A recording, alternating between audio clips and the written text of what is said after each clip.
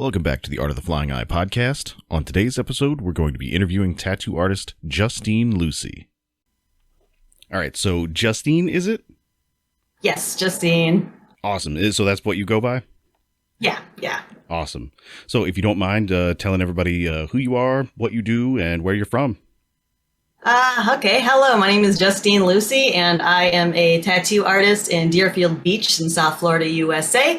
An interesting thing about me is that I'm also a nurse. I'm a registered nurse with a bachelor's in science in nursing, and I was a COVID nurse for all of 2020. And that's usually an interesting point about that. And so, yeah. So are you still working as a nurse now, or have you completely switched over to tattooing? I'm technically retired from the bedside. Gotcha. So I still have an active license. I still have my degree. I'm figuring out what I want to do with that, but I'm still active as a nurse. Gotcha. So how long does your license actually last before it will lapse? You have to renew it every 2 years, and you have to do a couple CEUs, continued education units, just like updated kind of stuff. Get my, my life support license renewed every year for advanced life support and regular life support. Yeah. Stuff like that. I just like keep kind of on top of it. So what made you move from nursing into tattooing? You said that you dealt with some of the COVID stuff. Is that part of it? Well, ironically, the plan the whole time has been to be a tattoo artist since I was like 16, but I'm biracial. I'm Filipino and Italian American, and my mother is a doctor from the Philippines, and she works as a nurse here in America. And it's kind of one of those things where I was literally raised to be a nurse. People always ask, like, when did you decide to be a nurse? And it was like, well, so I was born. Yeah. And that was it. My parents always said you could get the degree, get the job, and then you could fuck off. And I was like, I heard. And I did it. And and it was enjoyable. Nursing is enjoyable. It's everything else, like most jobs. It's administration, it's charting, it's the this and that, it's the bickering. And eventually it became the politics, which really had no place in a medical field. And originally I wanted to stay for another 2 or 3 years on my cardiac step-down floor, maybe transfer elsewhere. I've been a licensed nurse since I was 17 years old. I got my license in nursing when I was in high school, and then right into college to get my bachelor's and all that. So I kind of have been in the game for that long. And definitely COVID exacerbated all of that. I did plan to stay for another 2 years. And when I tell you I was front lines in Fort Lauderdale, like an epicenter, from the very beginning. And I've just taken straight to the COVID floors, and that's where I basically stayed, for all of 2020. And I stayed as long as I could. I did what I could. But at the end of the day, I'm like, hey, man, looking out for number one, honestly. Yeah, it definitely seems rough. I know, several of my clients that I guess were ICU nurses, they did pretty much the same thing. They've left bedside. Some of them have gone into like administration type roles in other organizations, and they're just done with it. They're absolutely just done with it. They're burnt way the hell out. Thinking for quite a while. It genuinely has been. The nursing shortage has been a thing for the last 20, 30 years, and now our hospitals are starting to do international contracts again, like they did back in the 70s and 80s. Like, why are there so many Filipino nurses? Because the government literally made contracts in the Philippines to bus nurses over here, and they're about to do that again. Which is kind of weird in its own way, but hey, I'm getting my cousin over here. We've been trying to get her over here for a while now, so now we can actually get her over here. Yeah, whatever makes it work. Yeah. But, like the situation seemed rough already, but if they would pay you all what you're worth, we got no hazard pay. We didn't get any hazard pay. My hospital sent out $600 to everybody. That was about it. And then they made a whole email making a big deal because to let everyone know that the CEOs took a pay cut. Oh, wow. Golly. So you had nothing, just had to let everyone know, just so you know that the CEOs and executives took a pay cut. And it's like, cool. For a one-time payment of $600. Yeah, and they made such a big deal out of it. Like, we don't care. We don't care. We've been using the same PPE and the same masks, and we don't care, man. We want results. We want stuff to happen, not just sentiment, Yeah, that was so crazy when I heard that you all were having to use the same masks and the same gowns and all that stuff over and over and over again, not just once or twice, but like for months at a time. That's Yeah, insane. I still have my N95 mask, which an N95 is meant to be like you had a tuberculosis patient. You'd walk in, you with your mask on, you walked out of the room, you threw it away. Right. It is disposable, one-time use. And I have my N95. It was given to me in a paper bag, and I had to sign it out like a narcotic. Oh my god! And I used that mask for a month. And you got like your regular surgical mask to put over it to try to extend the life of the N95.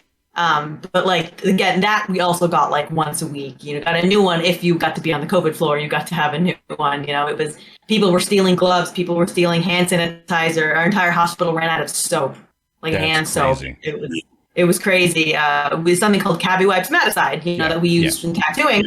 We would have wipes, and we'd have them in big bins that were one in every room. And people were stealing them to the point where when you were working on the floors, they would just give you a plastic bag with like 6 wipes in them and be like, here you go. No. That's for your stuff and yourself. And this is before we knew COVID was only airborne. It was when people were wiping down their groceries and stuff, not knowing where it was. And it was like, here's 6 wipes, here's no toilet paper, and here's a month-old mask. And we have nothing to give our patients but vitamin C and Tylenol. And like, good luck, And it was like, great. There's no trash cans in the room, by the way. I guess we can go fuck ourselves. Like, that's just... Yeah, everything's totally normal. Everything's fine. Yeah.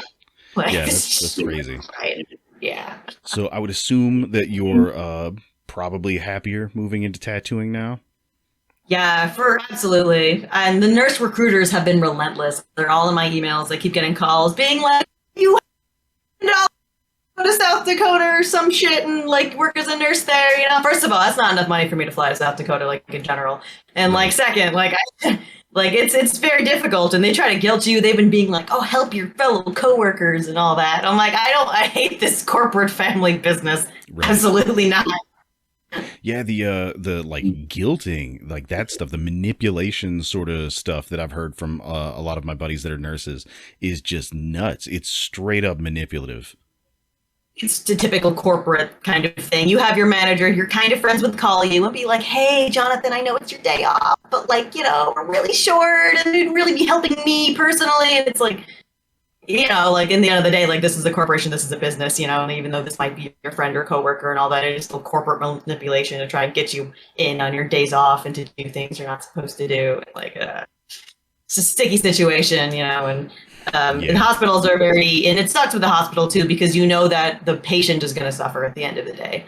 Yeah, absolutely. With the shortage, it's going to be the patient suffering, and it sucks because you generally, as an empathetic person, you don't want that to happen. Like, it's going to happen and you want to do something about it, but that's how you burn out. And just like in tattooing, like you burn out and it's not good. And it's an extensive burnout can take years to recover from. Yeah, absolutely. I have been real close there with tattooing myself at points. And yeah, it's rough to come back from. Because you just have to, it's really hard finding that motivation to want to give a shit about any of it after that. Yeah. Then it was very, and I think honestly, I've said it before that it wasn't the people out inside the hospital, it was the people outside. And it was because there was no escape. Like I as an Asian American and my Asian American mother, I not only have to worry about, because she was still working the COVID floors as well as a COVID nurse. My 65-year-old mother, she's diabetic. So not only do I got to worry about my mom getting COVID and being diabetic, I also got to worry about her being attacked for being a healthcare worker.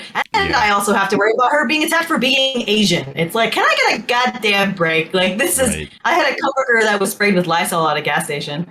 Seriously? Like, she was just she was like at a pump, and then someone else was at another pump, and they just like covered their mouth, and then they like sprayed, which is dumb as hell. Like, she's like 6 feet away from you. You're just wasting Lysol, which is a precious resource at this point. Right. And, and just sprayed it with Lysol, and it was just really weird. She was just pumping gas to like go to work, in scrubs. It didn't say anything. She could have been a vet tech. She could have been anything, but it was, it was definitely a weird time.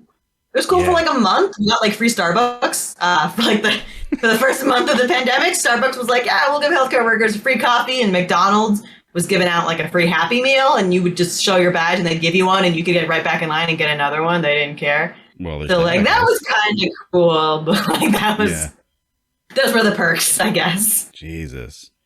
Wow. Yeah, that's insane.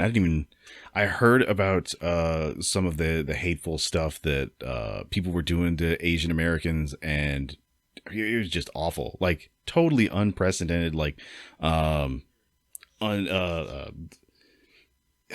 I don't know where it was coming from. Like, I don't know.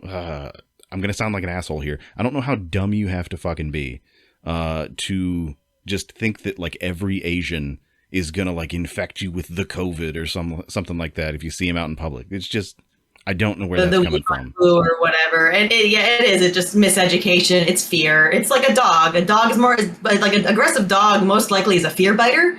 And Yeah, I feel like true. people are the same way too. You get them scared and they fear bite, with anything and Yeah. everything. It's hard to fix because you want to fix the anger, but it's not the anger, it's the fear, which is a lot more difficult to fix at the end of the day. Because Yeah. genuinely, everyone had a right to be afraid. It was very scary, But it's like, hey, this energy that you're having that towards hate, like this great energy, let's put it somewhere else. Need to Let's maybe put that something towards productive. something else. Yeah, Right. like this, we could be using this energy elsewhere to maybe like help people. Right. Like, Right. well, the energy, wrong direction. Right. Now, have you dealt with anything like that in tattooing? I know from talking to like some of my female friends and other people of color that I know in tattooing, they've dealt with some kind of fudgy stuff before. Have you encountered any of that personally? Like weird racial Lately, hate or? It's what I've noticed is, and this is towards a lot of female artists as well, is you're getting more clients that are going to come to you specifically because you're a female, and like. Yeah. I see it a lot more. My mentor is like fantastic, and he has a lot of female clients, but at the end of the day, there's still he gets a lot of women who come up and they want to get a tattoo. They want to get something that I know this other artist would be very great at. And I present it to them and they're like, yeah, he's great and all, but I don't want to go to a dude. And like, I'm like, oh, okay. I don't know your past. I don't know what happened. There are cases too of dudes, me and my coworker, Art Kayla Rose, she gets it a lot as a female tattoo artist. Dudes that go to other male tattoo artists and are constantly going to like their tattoo artist, but then they want something like near their penis and they're like, but now I want you to do it. Yeah. Because if he does it, it's gay. And I'm like, Skin is skin. All right, yeah, skin is skin. Like, we'll do our jobs. Like, and you should probably go to the artist you're most comfortable with. Like, this guy knows you and all that, But no, he touches if he sees the top of my penis, then it's gay, I guess. It's like, yeah, people. All right, Yeah. I was just thinking, one of my former coworkers, when I worked in this little walk-in shop in southern Indiana, we would forever have like these little hillbilly dudes come in and like, I want a tattoo, but I want fucking like a skull, a big gnarly skull. And Lindsay was like the first station right in front of the door there, and she basically greeted everybody. And she's like, okay, cool, I'm up, so let's do this. And they're like, no. I mean, girls can't do skulls.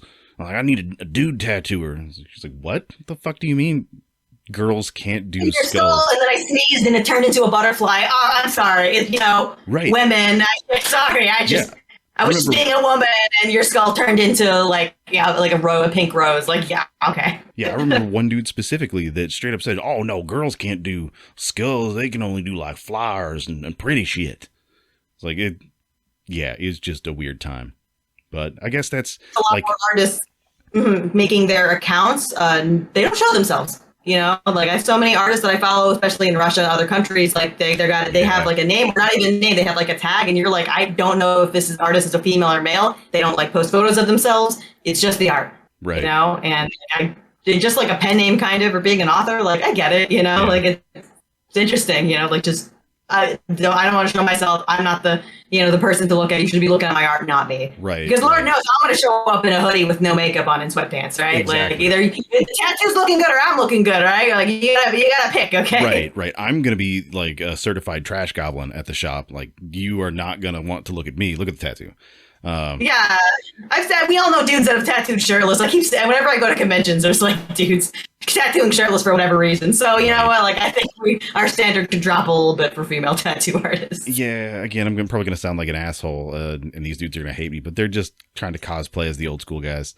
Yeah, that's true. Yeah. If you want to really cosplay as them, then you wouldn't be wearing gloves, but we're not going to do that. Well, I've seen some things. Yeah, for sure. All the hotel room pirates that are tattooing on like beds in the hotels after the convention. You had a video of a girl who was getting tattooed at home, and of course it was on like a carpet, very nice carpet, and she was using Dawn dish soap gross. Yeah, and the caption all it said was, "I don't think she's a real tattoo artist." And I'm like, what gave away? I do think it was like the spritzer bottle of Dawn. And soap, and she was just putting it on her and wiping it off. And I was like, "Wow, that is technically not even soap; it's dish detergent. It's detergent."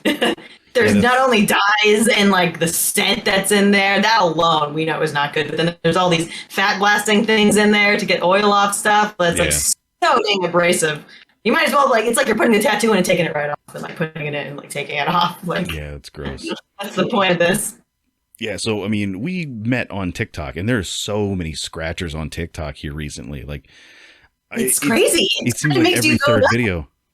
Yeah, it makes you kind of go nuts because you're over here trying to be like, "Hey, would you please look at my tattoos I worked really hard on?" And then it's just like somebody just tattooing themselves in the bathroom mirror and shit like that, you know, and they're using like a washcloth. And their cat's walking around on the table, and it's just like, and that's got a 1.9 million views, and it's like everyone in the comments going, "Wow, oh my god, I'd let you tattoo me," you know, like, "Yeah, when are you tattooing?" And it's just like, oh my goodness. Yeah, totally separate from the health issues, like.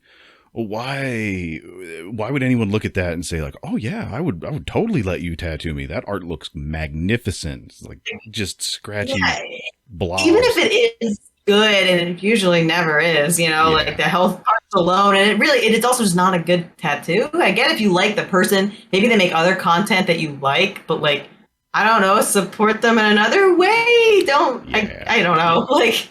Yeah, something, boost their portfolio or something like that. Buy them a coffee or something. I don't know. Sure, yeah. I mean, I don't really see any of them as like legitimate competition for any of us. But my concern there is which artists, we don't have competition. What's that? Because there's so many people. I don't think as tattoo artists either. We really don't have competition. There's so many people that want tattoos. I feel like there's enough for so everybody. Much skin. There's enough for everybody, truly. But free tattoos, we all know people go. It could suck. It could be so bad, but if it's free, someone's going to get it. Yeah. Yeah. Which is disturbing as well, because then we got to cover it up a couple years later. Well, that part alone, that's just job security. But that part alone, just free tattoos, kind of messes with me a little bit because COVID destroyed my business. Like. The number of people that come in, that are willing to come in, like number of sessions, the size of pieces, like nobody has money.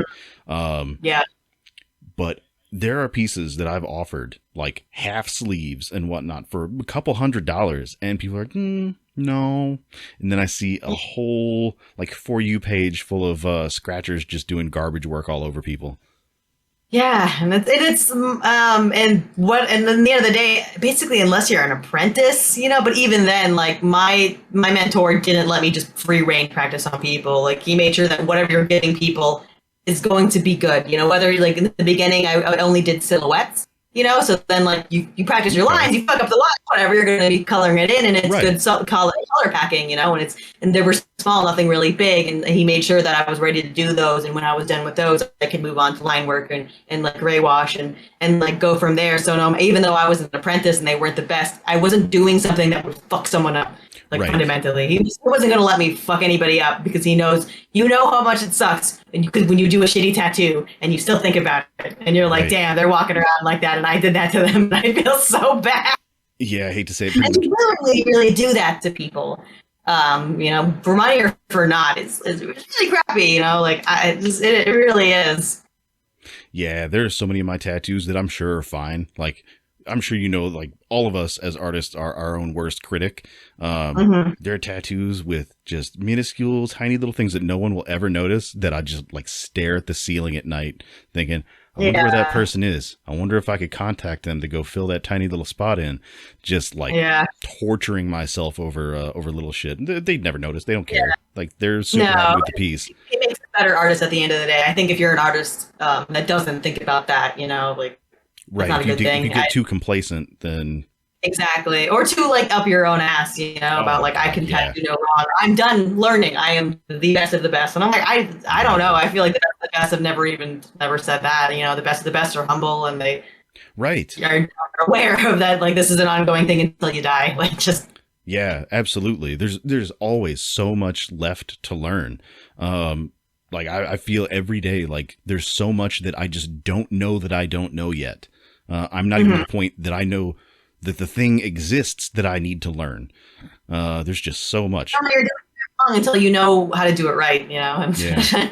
And actually, speaking of the Eastern European tattooers you were talking about, like, what is the deal with so many of them? Like, it seems like they'll get out of their apprenticeship and they're doing like fully saturated, like realism color sleeves and stuff, and they're perfect. All of them are perfect. It's crazy. I follow so many in the UK and in Russia and in Germany, you know, and they're just like, they're so good. I follow a lot of neo-trad artists and like they're brand new and they're just nailing this shit. And like, yeah, so solid.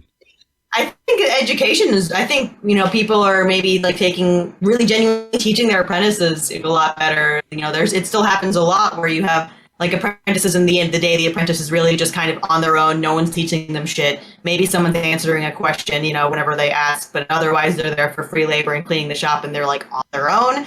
And it's going to take them, similar to a scratcher, it'll take them a year to learn what someone in a proper apprenticeship can learn in 3 to 4 months, you know, when you genuinely have someone that gave you kind of like a syllabus and like practice and homework and kind of structured it, you know, like it's, right.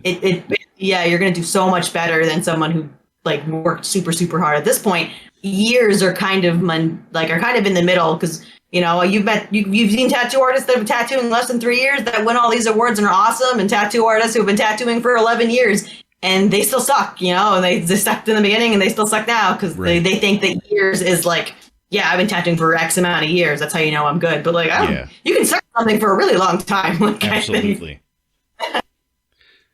Yeah. So out of curiosity, how long was your apprenticeship?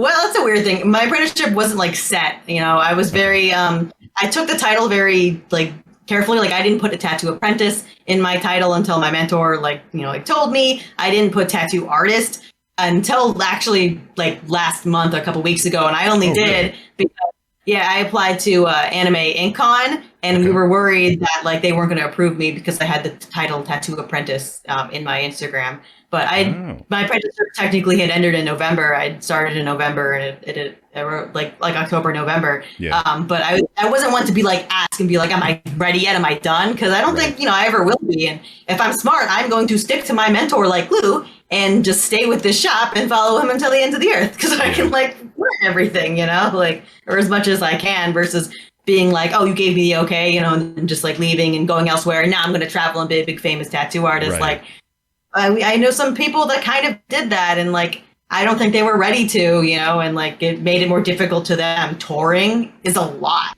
Doing a convention is a lot. The idea of like touring, it seems like so much energy and so much work. And if you don't have the clientele, you're basically hopping from walk-in shop to walk-in shop, you know, waiting for like a walk-in, versus, you know, if you don't have that clientele yet. And it just seems like a lot of energy to do when you're like maybe not ready yet, and you give yourself a lot more grief because you end up getting handed a project that maybe you actually weren't ready for, you know, and like now you're kind of freaking out, but you're supposed to be a tattoo artist and you're, you know, have to do everything alone, versus like, you know, staying until you're really mentor, and having that really proper guidance. And I think that helps a lot. And you can see when apprentices are not given like really good guidance, you know, or people who like don't think they need an apprentice, and that goes into the gatekeeping thing of tattooing, and the whole like, oh, you're gatekeeping, you can't be tattooers unless you get an apprenticeship. But at the end of the day, it's we're trying to save you time.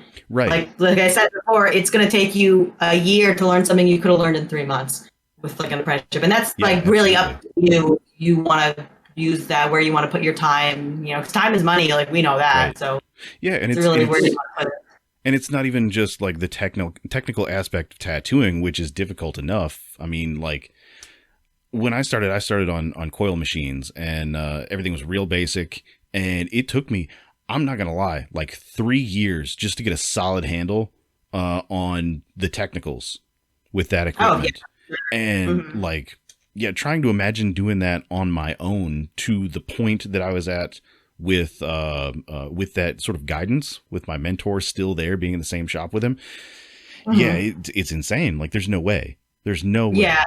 Granted, the newer equipment is probably helping a little bit, but like trying to dude, that's tattooing out of their house. No one's using a coil. Like everyone is Right. buying a friggin' Dragon Hawk or some shit pen style like on Amazon and like pop a cartridge in and then there you go. And Like even no one beyond is that, starting with a coil anymore. yeah, even beyond that, like the business part of it is really like I'd say like the technical portion of tattooing, as much as that is still this much to this much business. Oh, absolutely. You're your own marketer. Like you have to know how to Right. compose yourself. You know how to have to retain and get clients and make them comfortable and troubleshoot. If a client comes to you and they're like, "My in green," you gotta be like, "Whoa!" Here, and you gotta troubleshoot and Right. kind And of figure it out. trying to figure out all of that stuff as well as the technical stuff in tattooing, like thinking about doing that without a mentor is insane. Like there's almost no way that you're going to be able to stumble across all of that information. Yeah, like you'll basically like you just have to work like twice, 3 times as hard, and Yeah. at the end of the day, like I don't think we're being gatekeepy by discouraging scratching, and getting an apprenticeship. It's just this is the advice from like future. Like it just seems like the best way to do it. And my mentor, he's been tattooing for like 11, 12 years, and he did some of those years like out of his house. He was very careful about it, but he still doesn't it, because Right. It took him months to learn something he learned in a minute, like at an actual shop when he got his like apprenticeship. So we just want to save you. We just want Right. to save the client and you as an aspiring tattoo artist, because it's also a known thing kind of that if you've been scratching at your house and let's say you've been doing that for a year and you go to a shop and you might be, we've had it where you've had an apprentice come in and they're kind of like, oh, I already know how to do everything. Right. So it's like, well, you can't know how to do everything wrong. So now you gotta unlearn bad behaviors, which is going to take even more time. So you can like learn the proper ones and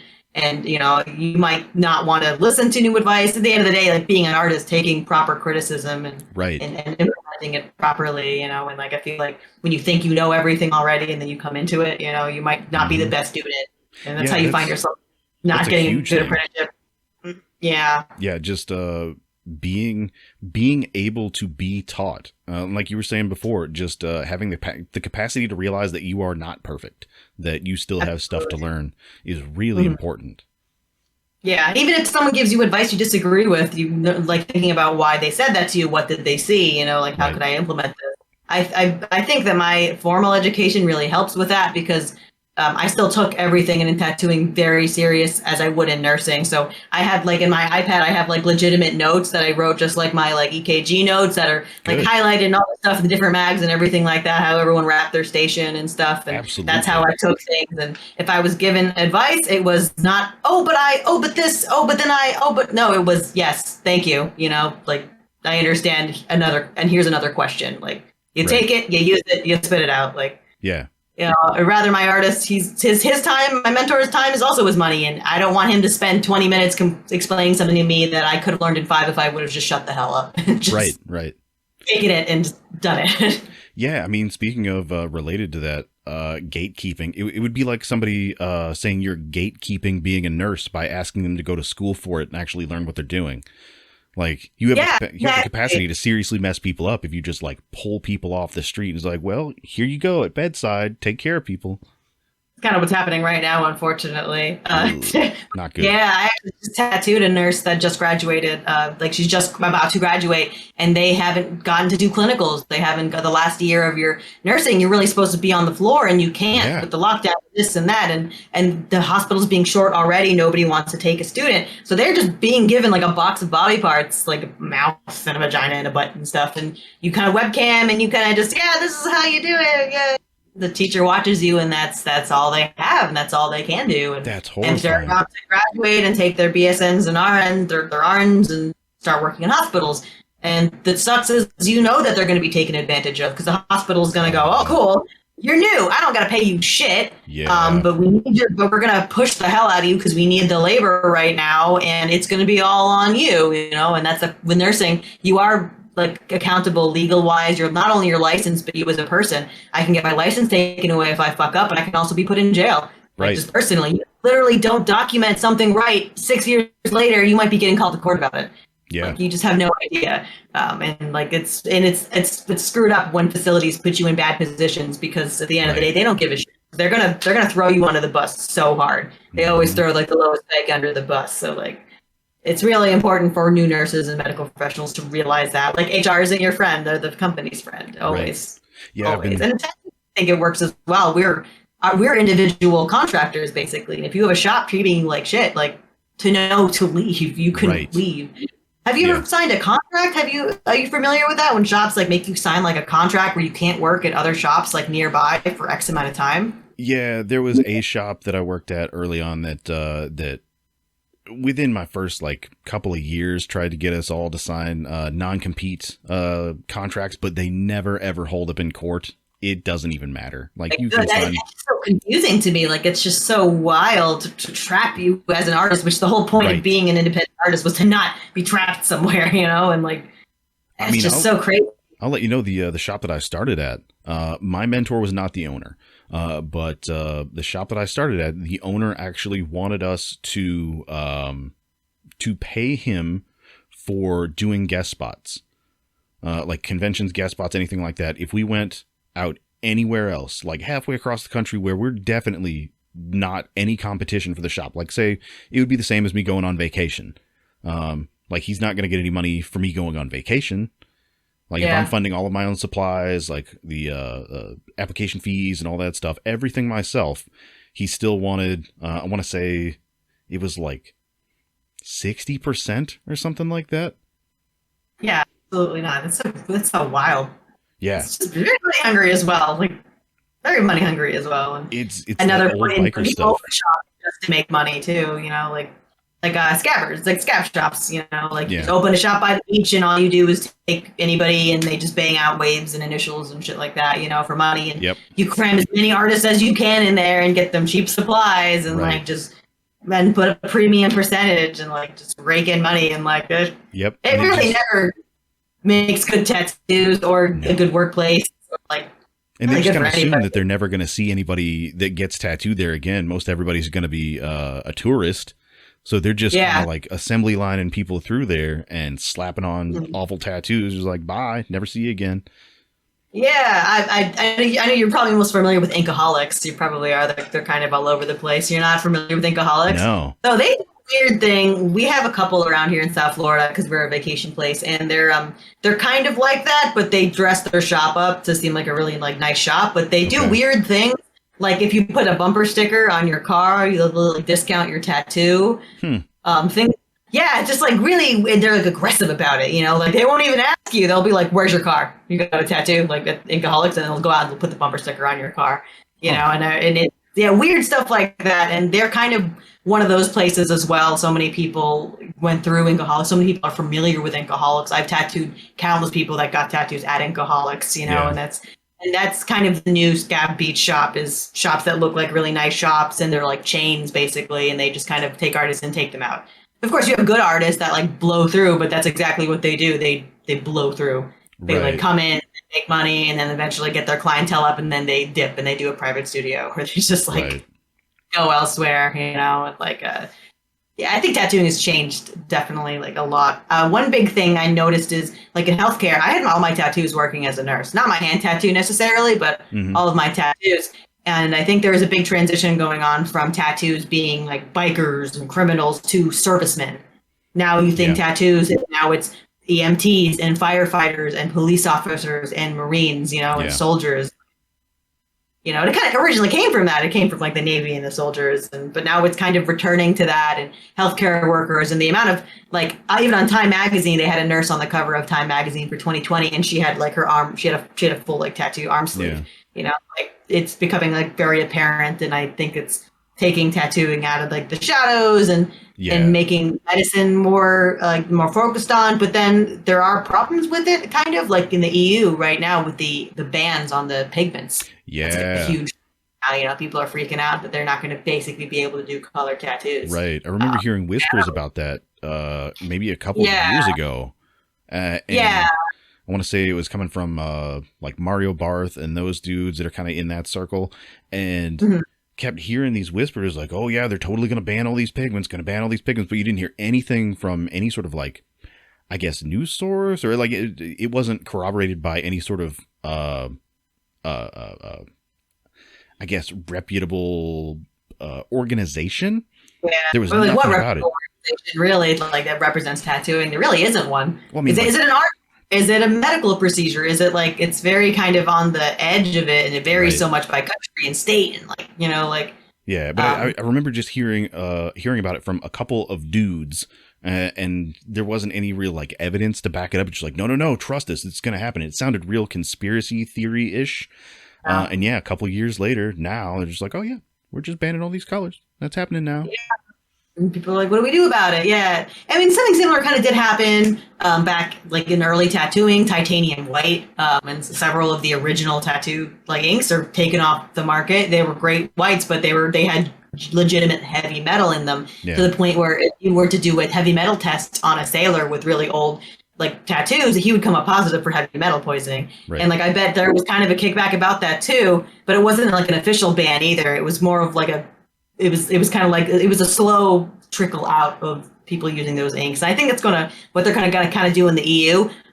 Basically, people are going to use those colored inks until the health inspector comes and goes, hey, you can't use those. Yeah. Like, I think it's not going to be like, I think they might bar the shipping, to certain countries and stuff like that. But there's ways around that as well. You're going to have a guy with a truck who's going to be able to provide you what you need, and like, I think it's going to be a really weird, slow transition. I think in the meantime of that, there's going to be a compromise that's going to come up. There's going to be alternatives that are going to come up. Because I think it's like a blue and green, a very specific blue and green, but like that's in a crap ton of it. Right. Like 3/4 of the colors that were on the market were mixed to some degree with those couple of colors that were being banned. And the companies themselves are going to figure out a way to go around it either, because they want to make money and be able to say like, oh, we're marketing to the EU and stuff. So they're going to do it. And at the end of the day, it's really the money that's going to really change things. Us as individuals can't do certainly a lot, but a corporation with the money and now with the reason to do something, like maybe, they will. Maybe, like these inks are technically, according to the research, are dangerous. And maybe these ink companies kind of knew that, but it didn't affect them in any way, and it would cost them money to do anything about it. So they kind of sat pretty about it, and now it's going to affect them, and now they'll do something about it. And that's kind of how all of healthcare as well. It's kind of how everything works. The medication will be maybe causing really bad side effects, but like it's not until like something happens and they end up losing money that now the company will do something about it. There's a lot of really common medications that's happened to, like I forgot what it was called. There's one for like not Pepsid, but it was a type of Pepsid, like stomach, and it worked really, really well. Yeah, stomach cancer. Like it was causing a lot of stomach cancer. Yeah, so they took it off the market. It was one of those things where like they kind of knew it, but like they didn't want to take it off the market, but it was also really effective. And once it did get taken off the market, this company made an alternative without that ingredient, so it didn't cause all this cancer. But like they kind of took them until it hit them in the wall until they did something about it. But I hope it works out. Because another thing too, everyone in the EU is like, it's coming for you, America. Right. It's going to happen. Which is kind of weird. Like, I'm not sure. Like, it's kind of a good and bad thing, because it's like maybe it should if it's bad for us, but also this is America, and it may not, because exactly that same reason. Right. Yeah. I mean, the research that I had seen that was related to that was, I guess, released maybe a year ago, maybe less. I don't know. Time's not real. I can't keep track of time anymore. Was basically if these pigments were used in a way that I guess higher exposure than would normally be associated with a tattoo, and like more direct I guess exposure to like the bloodstream in a much higher concentration, like something like that, it could possibly cause some issues. Where if it was it seemed to me that if you just use it in the way that a normal tattoo artist would use it, the effect, the risk would be minimal. Yeah, and I think you're most likely right about that. And that one of the other problems is the people who are doing these laws and shit, what do they know about tattoos? Right. Like at the end of the day, like you people who don't know anything about it, they're going to read the report and they're going to read that. They're going to just go, well, better that we just ban the entire thing. Because there really isn't any representation. There isn't any like sort of tattoo like collaboration that is going to be like involved in politics and in all of that stuff. That's going to be like, hey, let me break this down, like let me actually explain this or anything like that. And it's kind of we're having it's representation without representation. You know, that's what it feels like to the whole tattoo community, that people are making rules and laws without knowing anything about the business itself or the effects that it's going to have on business. Funny enough, we actually started to kind of band together in Kentucky. As kind of a loose association of tattooers and piercers, because they were actually the local government here was planning on enacting like some crazy legislation on tattoos and piercings. Like you couldn't tattoo over any sort of mark or scar, and it was like they refused to elaborate on that. So if you did like a touch up or covered a tattoo or were anywhere near like a freckle or anything, you were basically breaking the law. Just crazy stuff. And and it was all just really vague stuff that they refused to elaborate on and specify what they meant by it. And it was just like 5 or 6 pages of just crazy nonsense. And so a lot of us kind of banded together and we're just like, this is dumb, guys. I don't know what you guys in local government. I'm sorry, what was that? Go ahead.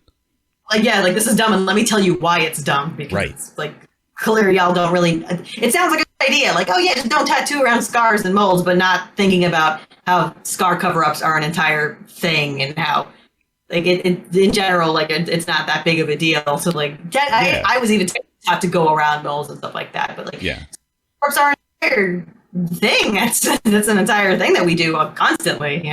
Yeah, or stretch marks. Like you wouldn't be able to tattoo over stretch marks. Like a tattoo itself is just a pretty scar. So that was a huge concern for us, was if this passes, because they just don't know what they're talking about, we're not going to be able to do any cover-ups, any touch-ups, like on any other tattoo, because it's technically a mark or scar. Yeah, it was just crazy. I've seen like people like doctors concerned about like if you tattoo over molds and stuff like that, if you have a melanoma that shows up, you're not going to be able to tell, because you won't be able to see it. You won't be able to see it change color, change shape, or anything like that. But yeah, it is kind of an interesting thing to think about. You don't really think about that, you know, but like that seems, it's a very small kind of very specific kind of problem. Another interesting thing that I learned from reading The Science of Tattooing by Hannah Wolf is that some doctors will mistake a collection of pigments in your lymph glands as cancerous or tumors, and they'll go into a biopsy and it's just ink, just harmless ink. Right. The book itself actually is really cool. It actually shows pictures of samples from lymph tissue and like and it shows like spleen tissue, then it's like green, it's purple, it's blue, because of the person is tattooed. And in all the science, it's harmless. The particles themselves, like nothing, it's not going to cause any harm. Right. But through the X-rays and through the biopsy, through the machines, it gets picked up as what could be seen as a carcinoma. And I think it's important to educate medical professionals about that, because they might be cutting you open for no reason. You know, they might. Right. Luckily, the one client that we had that the same thing happened to her, she was already going to get something else done, and they were already kind of in there, and they took the biopsy, and then they found out that it was just tattoo pigment. Right. But it can also happen as well, where like you get this cancer scare and it's nothing, it's just a collection of pigment, you know, or someone taking a heavy metal test, and maybe it's an old sailor, and they take the skin on the sailor, and they think the sailor has heavy metal poisoning when he just has a 40, 50, 60-year-old tattoo, you know, and he doesn't have heavy metal poisoning, and you get treated for the wrong thing. Right. Then from the lack of education in tattoos. I've seen nurses, you'll have beautiful veins. Someone will have beautiful veins, but then they'll put the IV in the hand because this is all tattooed, and they don't know where to like put the IV, or if they're even allowed to put a needle in. Because I've heard that as well, nurse practitioners, and them being taught to not get blood or take blood cultures or samples from a tattooed area because of the worry of like pigment going into the needle in the sample, which like is not like a thing. It's, I mean, technically it is, but when you do the science, the percentage and everything about that is like not a big deal. You know, like minuscule. It's like, don't put a needle somewhere because there could be a hair follicle and the hair follicle will fuck it up. Like, not really. Like, not exactly. Like, it's kind of beyond that. But if you don't really know a lot, it sounds like it makes sense. You know, it sounds like whatever makes the ink will go into the thing and come up as cancer. But like, no, that's not how this works. That's not it. It just sounds like the assumption is that like there's just like a pool of liquid ink under the skin, like that you just like squish around or something. Like, And that comes into people not knowing much about tattoos or how they heal. And that's kind of how we met with that video of like the goo and like how it works and everything like that. And like people not knowing like what the second skin is. And at the end of the day, just like taking in healthcare, taking care of a heart failure patient sounds really scary, but knowing that there's resources, knowing what's going on, why it's going on, it becomes a lot less scary. And I think tattooing is the same way. If you don't know anything about how tattoos heal, it seems like super scary to be like, I gotta watch it 3 times a day, or I might get cellulitis, and I might get infected, and like I don't know what this is. Did I put on too much? Did I put on too little? Now it's dry. Why is it dry? Is this right? Is this wrong? You know, like is this okay? You know, like not knowing like how it works. There's a really wide margin of error with healing a tattoo in general, but yeah, which is why it always surprises me when I see somebody that's actually managed to legitimately infect one. But I mean, it does happen. It's a scary word. That's like an word. Like most of the time, it's a infection. It's most of the time a immune response. You know, like most of the time. It's not an infection. I see people say, "Oh, got infected," but really, it just got really irritated. It got a combination of contact dermatitis with because there's a lot of immune presence when you have a tattoo. Yeah. Rightfully so. Your body's like, "What did you do?" You know, and it's like over there trying to like fix everything, and then shit happens. You know, we have one of our PMU artists when she got the COVID vaccine. A random healed spot on her tattoo just like opened up and like flared up, you know, and I have no idea why. There's like some people too, like in this tattoo here, I'll have random black spots of it like puff up, you know, when exposure to sun or when I'm really stressed, and that's an immune response. And and a lot of tattoos that happens as well. It's that people call it infection, and it's like, oh no, that word. Infection means antibiotics, and a lot of people get what they think is an infection, and they go and get antibiotics, like just in case, and it isn't, you know, an infection at all. You kind of taking antibiotics for no reason, and you can really tell when a tattoo is infected. It's very cellulitis, and an infection is kind of, but it is a subtle difference. And if you're not a medical professional or very experienced on it, like you might not know the difference, and you might just want to play it safe, but. Yeah, when I say infected, I mean like it's raised up about 1/2 inch, and it's got like black veins coming out from it, and it's like oozing green goo. Yeah, like it's clear. There's ooze. There's redness. It's shiny. It's versus just kind of maybe like extra dryness and like redness around it. You know, maybe I'm talking about like the kind of stuff where you can feel the heat from it from like a foot away, like that. I am legend. Like no. Yeah, some real gross stuff. I've seen some real gross stuff, which I'm sure you have too. And it's like, oh, I got the tattoo, and the next day I went swimming in brackish water on a boat, and it's like, oh my god, gross. That literally happened to like a client. They're like, I don't understand what happened. It's like, wow, I do not know how you could have possibly done that. Right. What aftercare instructions you say? Oh yeah, I cannot believe it. Yeah, well, I healed this little tattoo without doing anything at all, so I'll be able to heal an entire forearm of solid color without anything at all, right? I had this conversation the other night with a buddy of mine that tattoos in Illinois. It's that it's always that. Well, my friends did just fine. Like they swam in human sewage, and their tattoo came out just fine. They got a white ink tattoo on the inside of their finger, and theirs healed just fine. It's like, well, yeah, motherfucker, somebody wins the lottery every day too. But is it you? Is it like millions of other people? No. It's the same. It's just, if your friends jumped off a bridge, would you do it too? You know, or like, good for you. Whenever I make a video about second skins, you know, or I made a video talking about like dry people who recommend dry healing, and I mean like pioneer dry healing, where it's like the original tattoo scab, you keep it on and you don't wash it, you don't moisturize it. Like old school, like it's pioneer tattoo healing is what it sounds like to me, you know. And the idea that the original scab will keep it clean, and people were like, well, that's what I did. And my tattoo came out fine. It's like, that's great. Don't do it again. Like, right. Yeah, just because you made it through doesn't mean you should do it again. So you say that about dry healing. Like I've been hearing, I guess, different uses for terms that, like, when I was trained, dry healing was basically washing it once or twice a day with just like cheapy dollar store dial, patting it dry with a paper towel, and letting it kind of peel and flake. But you're saying like you've heard people just like let it scab and just really old school, like nothing. You leave it on, then the idea that the scab will keep it clean, which is like Yeah, straight up, like, what are you in a war? Like, what do you mean you can't watch it? Do you not have access to clean soap and water? I Yeah. consider that traditional healing, just washing it 3 times a day, then 2 times a day, and then light moisture and stuff. But even that has problems because we all know clients that you say a small amount of aquifer and they're just like, glob it on, glob it on, glob it on, glob it on. Absolutely. Just glob it on. And then I did everything.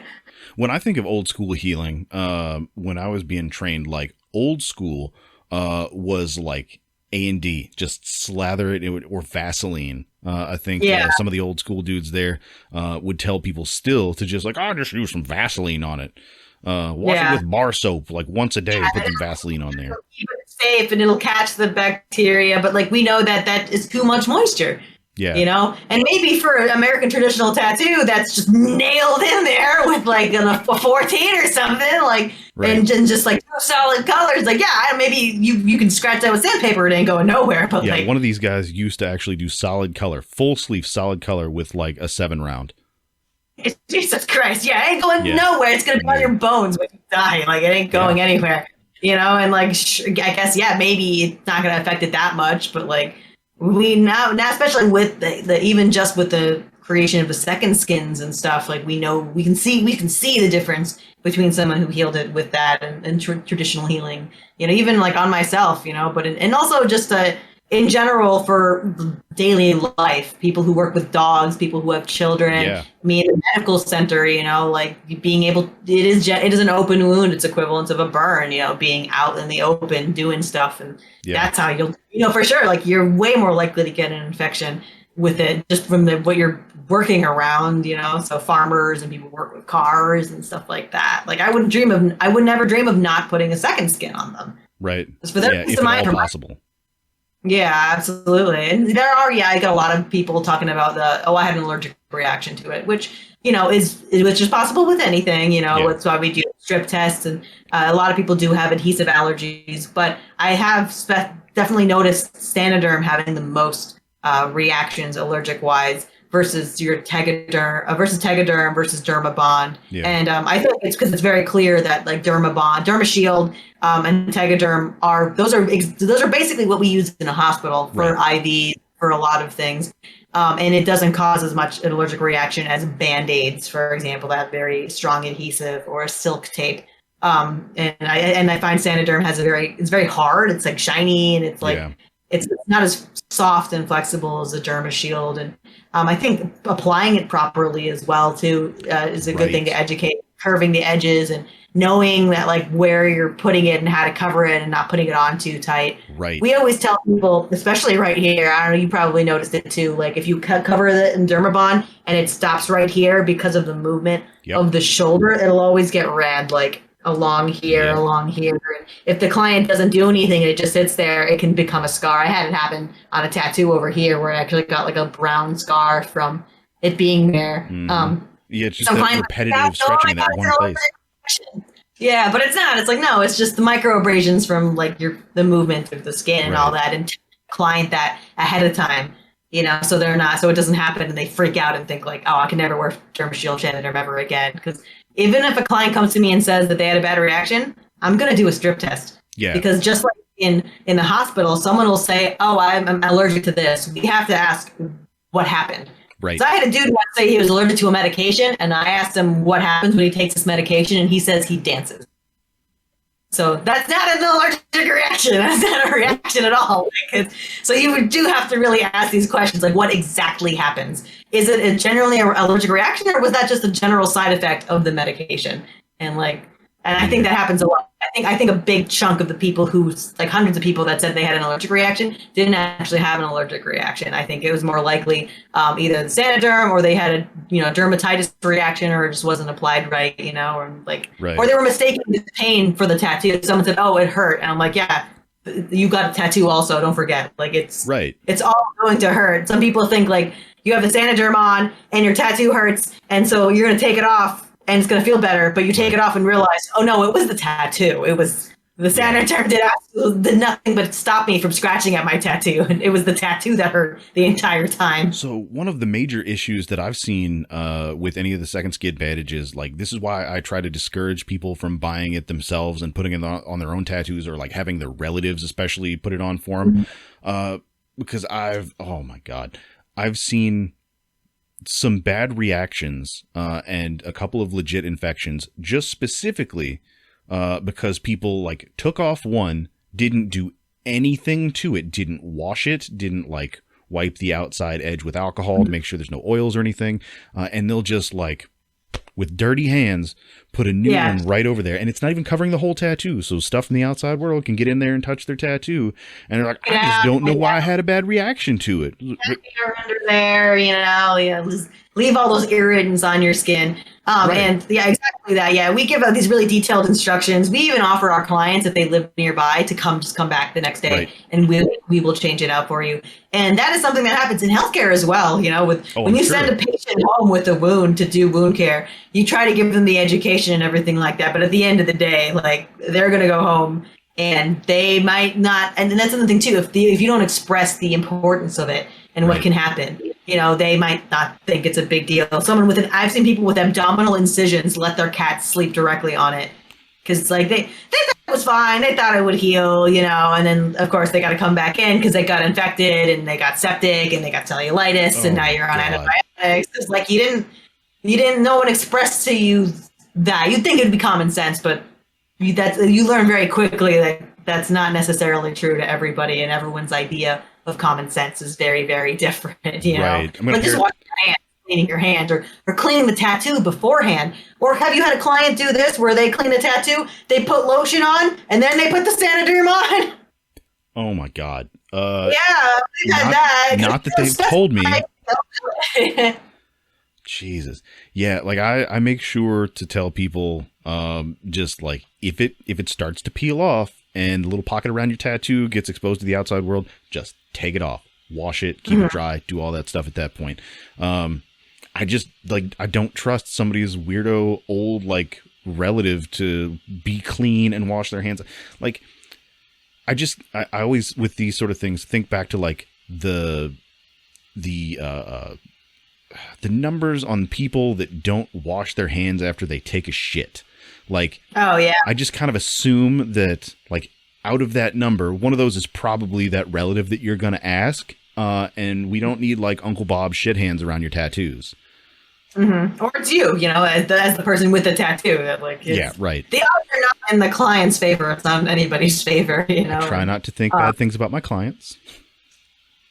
Yeah, it's one thing too. Like for example, when I got my hand tattooed on like a Friday, and then me and my mentor and my colleague Kayla were in New York like the next week because it was the only time vacation I had. And as you know, you get a hand tattoo, you really shouldn't be working the next day. Right. My hand was so swollen, but and I did get a little bit of it was an irritation. Exactly that. It wasn't an infection right between because of where it was and moisture and things like that. And it took an extra week to heal, and I just had to Bactine it and watch it, and it got kind of scary looking to the point where it even scared my mentor because he told me if it was on anybody else, they would have freaked out. Okay. And he knew that. He said if it wasn't, I would never have done this tattoo on you if we weren't a medical professional. Like if there's other nursing tattoos, like ditches and stuff like that, he's like, I wouldn't have gone that far, done that session if you weren't an ICU nurse, So I know you are, so I'm, I know you're going to be able to take care of it, and same thing too when we have clients that have a big problem, like, they ask me what they should do. And because I have wound care experience, it's you give them a pretty simple kind of thing. Like usually most of the time, if a client has a bad reaction to a tattoo, an irritation, dermatitis, generally all they will need to do is wash it twice a day, not 3 or 4 times a day because you can overdo it. Oh, yeah. Just wash it twice a day and maybe just like a Bactine spray and like mild cleaning and watch on it, because and that's it. You just kind of at the end of the day, the simpler, the better. Not wiping it with alcohol 3 times a day. You're going to dry it out and cause microabrasions. Not covering it in Neosporin because Neosporin at the end of the day is just A&D with some antibiotics sprinkled in. Yeah. And there's a lot of evidence that shows that it really is not any more effective than A&D ointment. Yeah.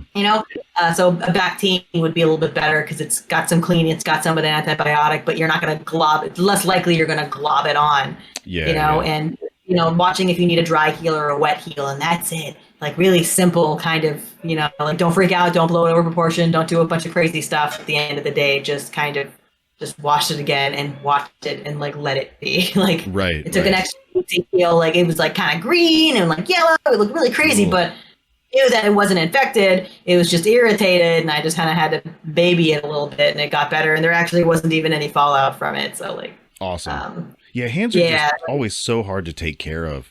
Because I mean, about the only thing that you can really do when it's in that the first couple of days, that kind of sketchy open wound stage, is just kind of like wear a glove over it. Just keep it clean. Like wear gloves so you're not getting like weird dirt and stuff in it. Too much moisture, you might have a problem. If it's too dry, then it might crack, and then you have like open, and then those like open cracks hurt, and they get oozy and whatever like that. So it's really like a play by ear kind of thing, and it can be difficult to tell a client like just watch it, you know. And I mean, if they're not a medical professional, they might freak out, and you know. Back to you were talking about gatekeeping. Is people? I see a lot of like potential clients talk about like gatekeeping, neck tattoos and face tattoos and hand tattoos and that sort of thing. And I totally understand why a lot of tattooers still do that. Because I mean, if I don't have evidence that you can heal your tattoos consistently on all of the easy parts of your body, then you're probably not going to be able to pay attention correctly to the areas that are just so much harder and heal that tattoo out well. Yeah, my mentor has turned people away for somebody came in, they wanted a rose on their hand, and then he talked to them and found out that they were like a barber. And when my mentor explained, you're going to need to take at least 2 to 3 days off, off, you know, and they were like, well, I can't do that, you know, like I'll just, and my mentor explained, like even like under gloves and everything, it's like, it's a lot. And she said, oh, I'll just not wear gloves, you know, even washing the hands. And she said, I just won't wash my hands. And when my mentor said, get out, he said, that's it, get out. Like, we're done. Tattooing your hands. Yeah, where's that here? I'm not going to do that. I'm not going to have you do a tattoo on you. You're going to mess it up, and it's going to be a messed up tattoo that has my name on it, you know, like I'm not going to do it. And same thing too with neck tattoos and hand tattoos. There's always like that implication of like a young person coming in, like wanting to have a hand tattoo, neck tattoo, and not realizing how it affects how people look at you. For sure. Absolutely, it does. Like necks and hands tattoos. I got my hand tattoo as a final, like I am never returning to bedside nursing. Like that's why I did this, to like fully be like I am never returning. Like that's it. Like I'm done. No. Well, you say that. You know. I actually just tattooed. I can't remember what it was. I tattooed the top of the other hand, I think, on one of my clients who just graduated from nursing school, and what's the department called with kids? Like a pediatric or a NICU nurse? NICU. She went directly from nursing school to NICU, and she has lettering across her hand. She's got some stuff coming down here with like some flowers coming down the side of her hand, and they don't care at all. The NICU is, and there are certain areas where they won't care. In the operating room, they're not going to give a shit. Yeah, you know, it's cold as hell in there. You're going to be in like 3 jackets and like all kinds of stuff, you know, and generally like emergency is not really going to care either, you know, because the hand's moving so fast, so you're not going to see that there's a tattoo on it. And stuff, and NICU as well. Like they're not going to really care, but it's also one of those things where like no one is going to care until someone cares. Yeah. It's only going to take one administrator, some dickhead who paid a lot of money to walk in and go, I don't like that. And then you're going to have to do something about it. You know, you are taking a risk. You are kind of coasting. I did that too with my colored hair and stuff. Although I was hired with like blue hair, I kind of kept it on the down low. I worked at nights. And when there was administration and stuff, I would kind of put my hair up, you know, like nothing kind of crazy. You know? So like even with the tattoos too, administrators came and like the sleeves kind of went down if they were up at all. Like you better to beg forgiveness than ask permission sometimes. And that's kind of how I like kind of skated it. And same thing with these medical professionals. Like, yes, she could do it, but if she ever wanted to leave NICU and do something else, she has to be prepared for the difficulties that might be to transfer, you know.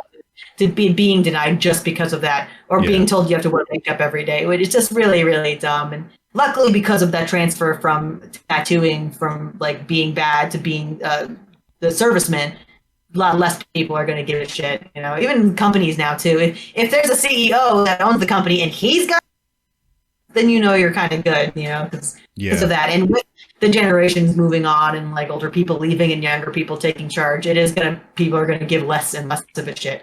Like we're in an employee shortage. You're not gonna hire this guy because he's got a tattoo. Are you out of your mind? Like, I mean, who cares? There are a lot of dumb CEOs. Just saying, just throwing that out there. Yeah, really, they're still going to be out there. But professionalism is something that varies very much to the individual and the time period. Yeah, you know, like you can have someone who thinks that Black people in general are not professional, or like dreads or braids. You can have an old dude that thinks a woman not in a skirt is considered unprofessional. You know, like it's crazy that's still a thing in 2022. It is 2022, and unfortunately, we are not beyond that dumb bullshit. Yeah, I think it's gotten better with people working from home and stuff like that, being like, what do you mean I have to dress up completely from working from home? Right. You know, what are you going to do? You're going to just not wear pants like when you're working from home. Like, just, you're going to top up, and that's kind of like what ends up happening. And so there is a big change in culture. I think now, too, I read an article that more people are getting tattoos now than they ever have been before because of the pandemic. And a lot of that is people who've never previously had tattoos. And those are people who kind of had their life flash before their eyes. They kind of had that big realization, and they were like, you got 65-year-old women and 75-year-old people and old people going, fuck it, you know, like I might die any day now. I'm going to get that tattoo, you know, and like, right. Good for us, I guess, kind of, you know, but and then at the same time becomes another problem with people making jokes about certain tattoos that they can't get a tattoo unless they contact someone 4 months in advance and wait 3 to 5 business days to get called back, and they only tattoo animated frogs, and like, you know, like just like some people having a lot of difficulty in certain areas, you know, like finding a tattoo artist, or they want like a little tattoo and they don't have any like walk-in shops, and not being able to find anybody to do it because of the influx. A lot of artists have been able to specify what they take and don't take. You know, maybe they don't want to do that little tattoo. There's I've seen a lot of people talk about that and how frustrating it is that the tattoo community has become. But at the end of the day, there's plenty of street shops, and there's plenty of walk-in shops, and there's plenty of non-walk-in shops. And like, if you don't like it, go elsewhere. You know, at the end of the day, Right. Yeah. I mean, it's just those sort of changes have definitely come on a lot more quickly. I have noticed that quite a bit. A lot of people are moving towards appointment only stuff, towards like specializing in the stuff that it seems like they always wanted to, but never really had the demand, I guess, the necessary demand to be able to just say, no, I'm only doing this. So that social media really helped. Yeah. Oh yeah. Social absolutely. media. Before, you can only meet other tattoo artists at tattoo conventions and stuff. And now I think a lot of us can agree we find a lot of our clientele, and they find us through social media, you know, to the 100%. Point where it's kind of detrimental to us, because we not only have to be artists, but we have to promote ourselves and keep our social media up and keep our engagement up, and like all of this stuff that like we don't want to freaking do, maybe because we just want a tattoo. Yeah. We got to be in charge of this. It is an entirely separate job. Like, it is an entirely separate skill set, the whole like social media management thing. Yeah, like, but that's the thing. We have to go where attention is. And back in the day, you could like send off your press packet to the tattoo magazine that everybody bought because they were super into tattoos, and like got it every month from the bookstore, or like phone book ads. I remember when I started, our owner was just like hardcore about Yellow Pages ads. Yeah, and it worked at the time because people were still using phone books. But at this point, nobody's using phone books. Nobody's really like reading magazines like they used to. Everything is online. Magazines have their own social media, and they have their own feeds, stuff like that. So. And again, once again, it's the same shit again. It's trying to be shared by Ink Magazine. It's trying to be shared by like, you know, these magazines and these Instagrammers, and like these, you've got really big Instagram, like follow tattoo pages like Tattoo Snob, and them like getting featured by them that's kind of now the equivalent. You trying to get their attention and stuff, and being on Twitter or becoming popular for something completely unrelated to your tattooing. There's a lot of tattoo artists that their TikToks and stuff, for example, have really nothing to do with tattooing. Like maybe they got famous for other videos or they do something else completely, and they just happen to be tattooers, but Right. like that brought them the attention and it brought them the traffic, so Yeah, I'm feeling called out here because like a good 3/4 of my my TikTok is just me ranting about dumb stuff and like eating weird food and yeah, just yeah, it's the good majority of it's about tattoo stuff. Yeah, and it kind of sucks, but that's what works. That's what brought people in. And then you post a tattoo video, and it gets like crickets, like no one, Yeah. like I don't know. but then you post a dumb video about a duck, and like it's got 1.1 million or some shit, and you don't know why, and you don't know how, and you try your best to try and move people and get them where you want to get them, but like, Yeah, I don't know. I don't see that as detrimental, I guess, because I mean, it's letting people know who you are. Like as a person, if you want to call it as your brand, you as a person, building a brand. Yeah, because I mean they want to get to know who you are, not just like the things that you can put on people.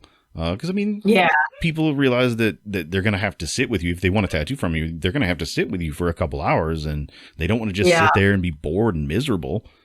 So I think that that can be a plus.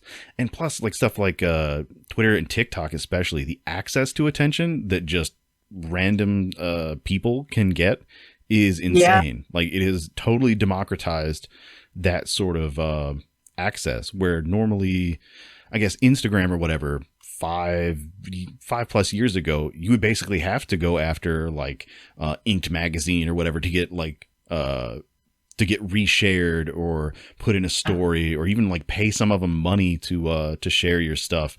Whereas now, if you're consistent about it, you can probably just get the same size audience that they have.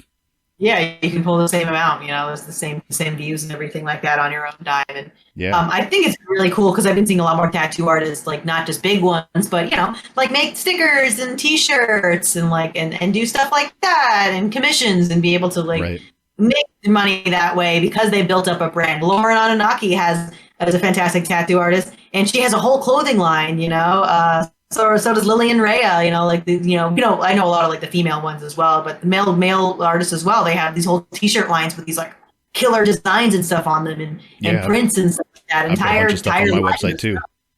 Yeah, like just cool stuff, and because not only people coming to you as an artist, but because maybe they don't want a tattoo from you, but they really like you and they want to support you, so they'll buy a t-shirt or they'll buy something else. And that's really cool, and that really helps us like grow as artists, because we may not make money on the t-shirts, we may not be much profit back, but it's still really cool to have made something and someone to buy it. It's our whole thing, You're still putting a piece of yourself out in the world.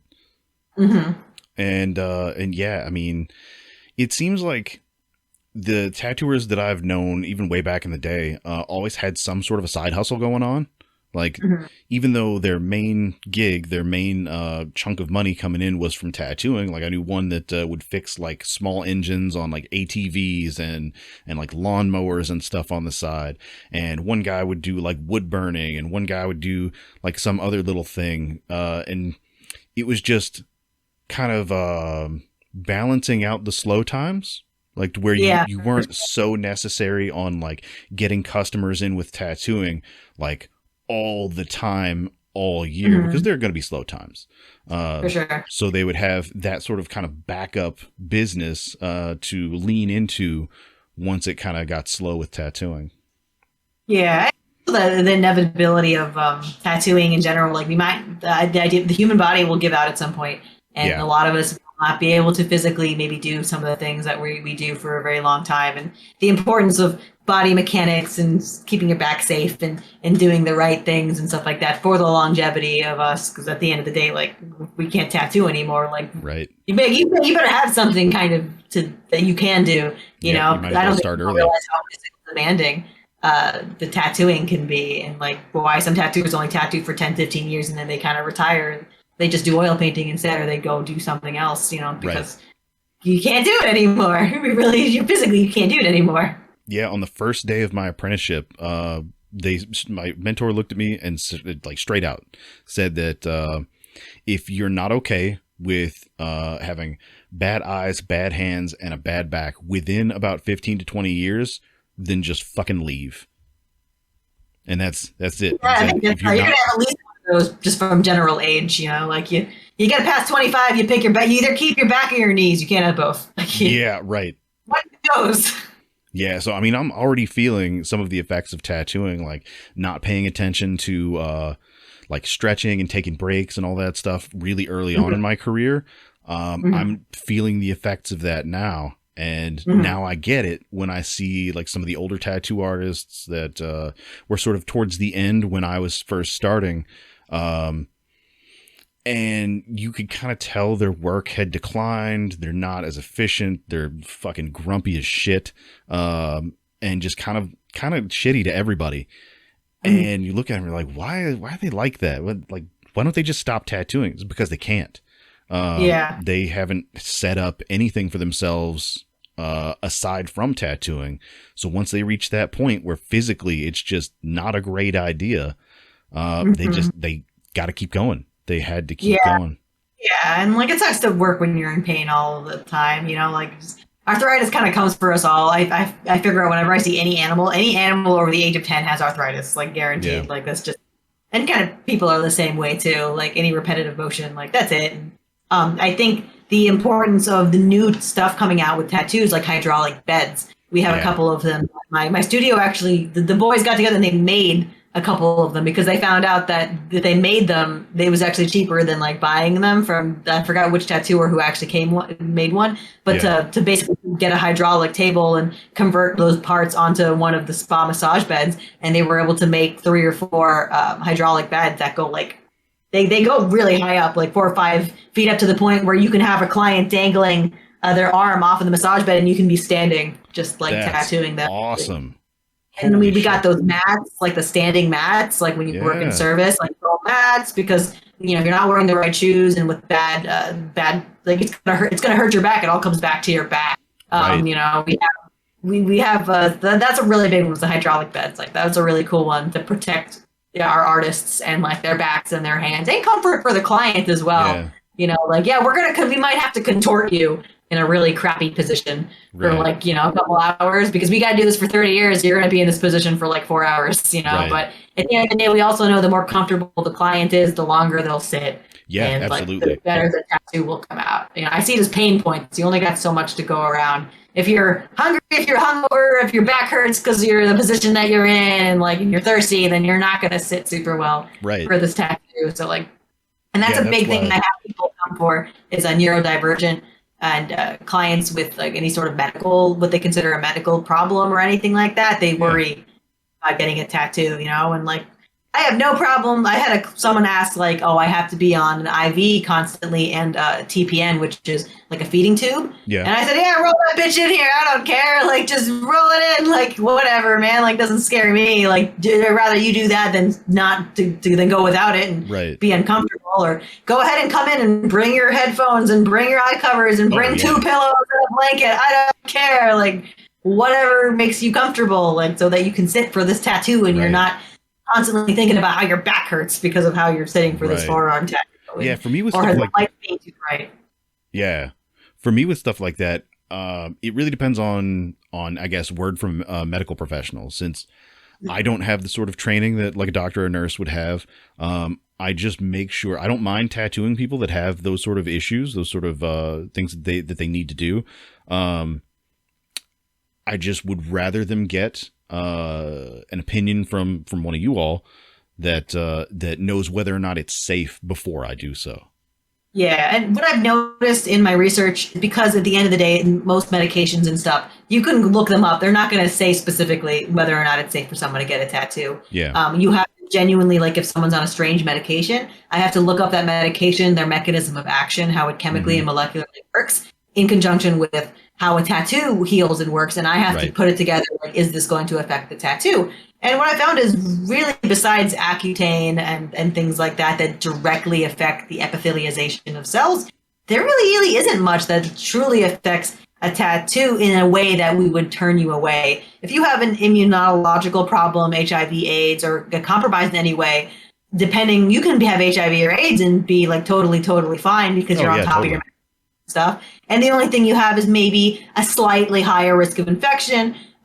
But then at the end of the day, that's as we do our jobs, you'll be fine. And if you watch it, that's on you. Or if someone on blood thinners knows that like it might be more difficult for us to tattoo because you're bleeding a lot, it might take longer, it might cost more money, Right. and you might have some scabbing, some fallout. If you're okay with that, then cool. If you're on steroids, the same thing. If you're diabetic, same thing. Like at the end of the day, if you as a client know the risks and what might happen, it might not heal perfectly. Like that's all good. I really haven't interacted with anybody that I had to turn down.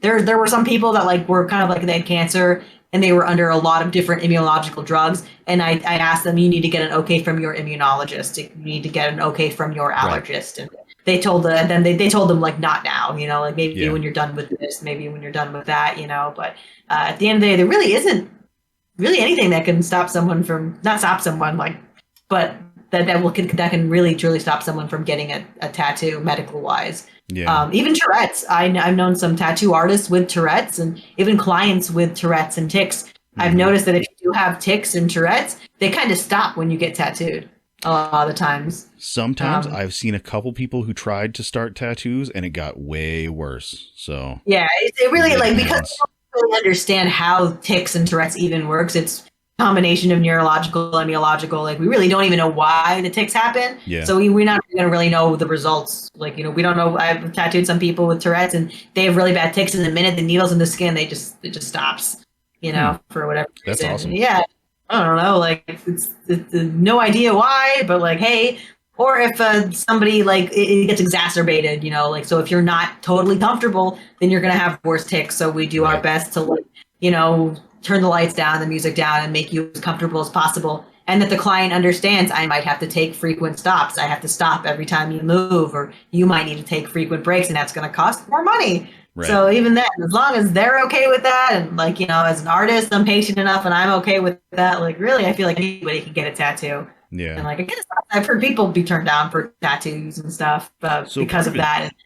Part of it for me with like medical issues is just possible liability implications, like with people on certain medications and all that stuff, and who have had procedures or immune system issues. Like, I would much rather have them get a definite okay from a medical professional before they come to me, just so like they couldn't potentially like try to sue me or something later if something happens, or like if they die because of an infection, their family can't like come back and sue me or something. Yeah, and I think there's like several issues and good things about that. Well, so one thing is obviously like the paperwork we have clientele sign, and our paperwork we disclose like you have to disclose any medications you're on and stuff, and understand like we're not liable for like if you run outside and roll around in the mud and get an infection, like that's not our problem. So we do have some of those protections. Right. But the other too is medical professionals not being privy to tattoos and having no idea. And some older doctors might just be like, that don't like tattoos in general, might just be like, don't ever get a tattoo. True, like I had the diabetic people who have been told just don't get tattoos. But in reality, like there's nothing wrong with being diabetic and getting a tattoo. But technically their doctor told them, no, it's just better say just don't get any of them, because he didn't know much about tattoos. He didn't see them as like, why would you even want one? Why would you even care? So there's also that kind of issue with medical professionals not really knowing much about it themselves to be able to make that judgment about them. Because at the end of the day, medically, it's seen as a risk, and obviously, as a medical professional, the idea is just don't take any risk. But, life is a risk.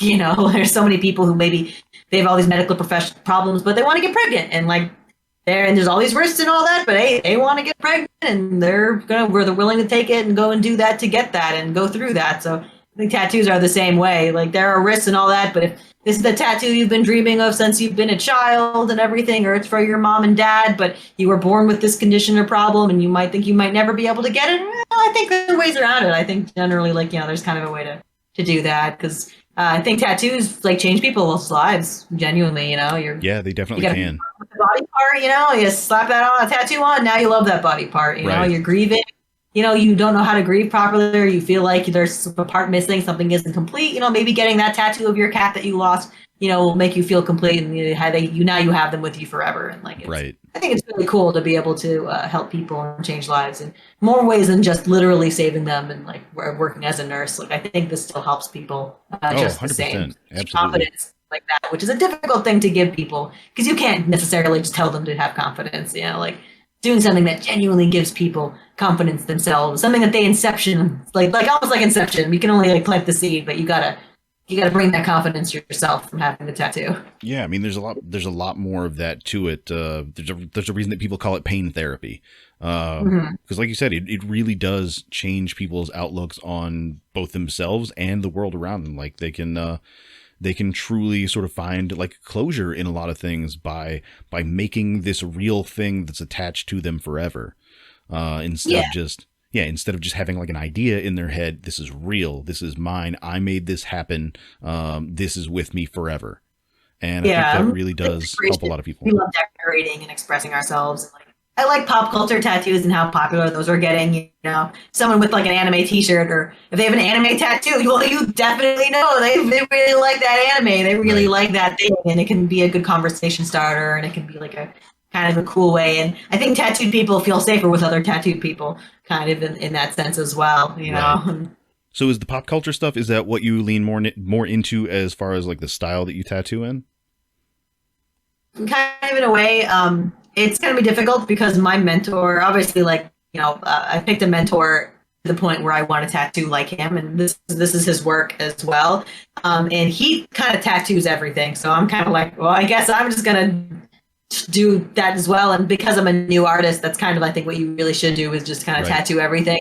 And eventually you kind of figure out what you really like. But I do really like anime, mostly because of the composition, like very clean line work, Oh no, Alexa, cancel.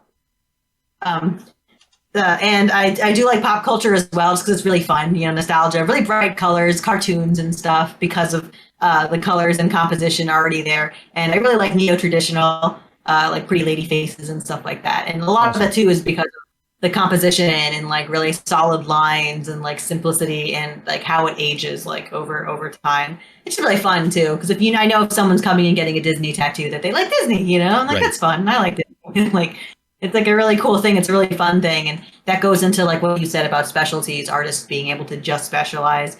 There's so many anime artists now. Art Kayla Rose, my coworker in my booth next to me, like that's kind of like all she does is like cute tattoos and like kawaii stuff. And she originally thought that she was going to be doing black and gray and like realism.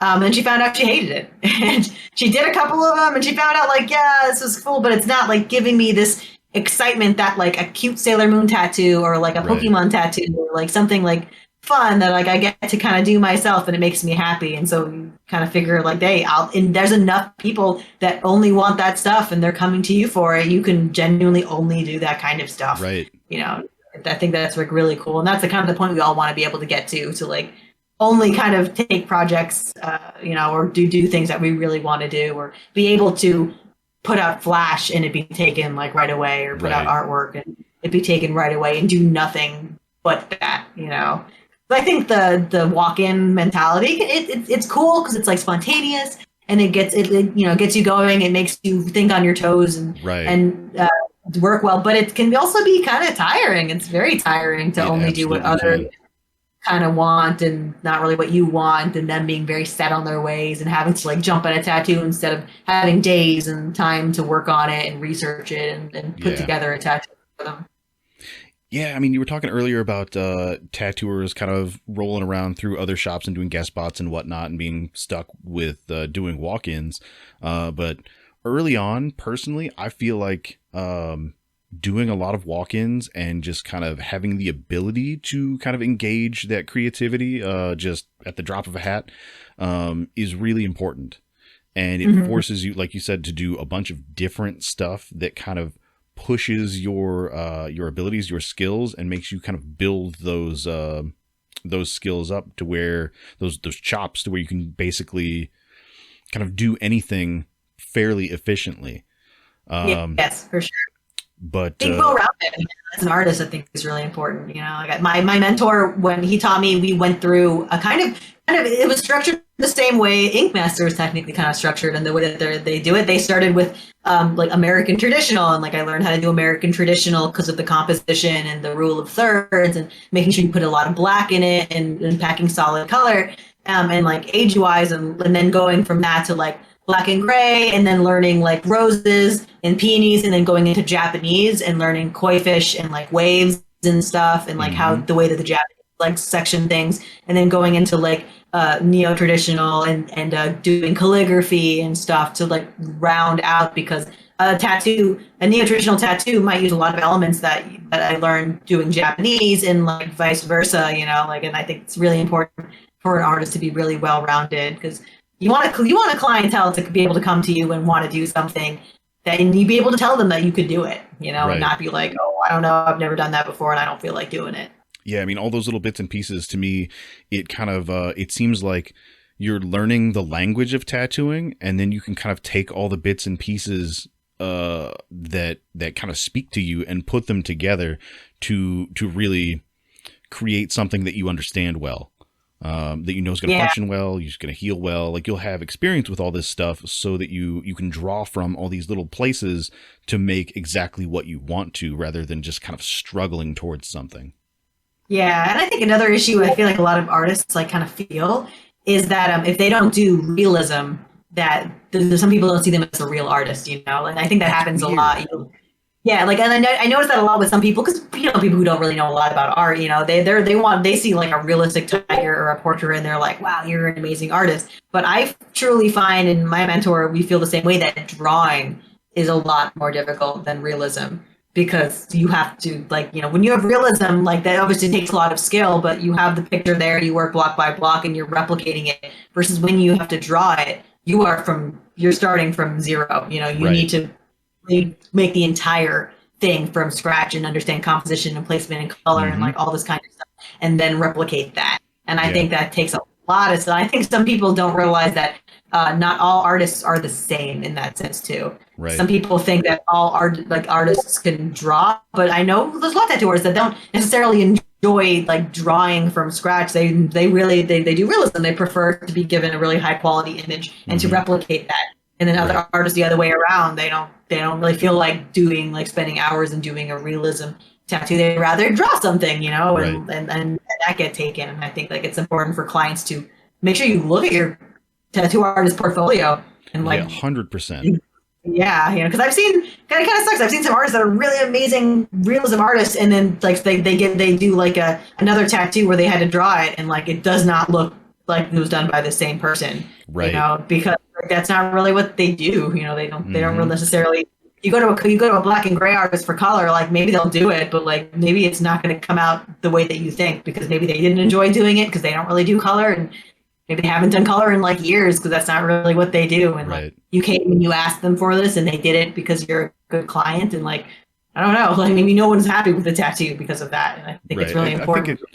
I think at a certain point as the artist, if you get to a point where you're really specializing on one thing, and you've kind of, I don't want to say ignored a bunch of other stuff, but you don't work in it as much, where you don't feel as comfortable and competent in a certain thing, like, if someone asked me to do like super traditional, like Japanese stuff, I am not the person for that. I will find you somebody. Like I know a guy around here that I can send you to that I know is clean and safe and reputable. I would much rather pass up the money and just have you go to that dude.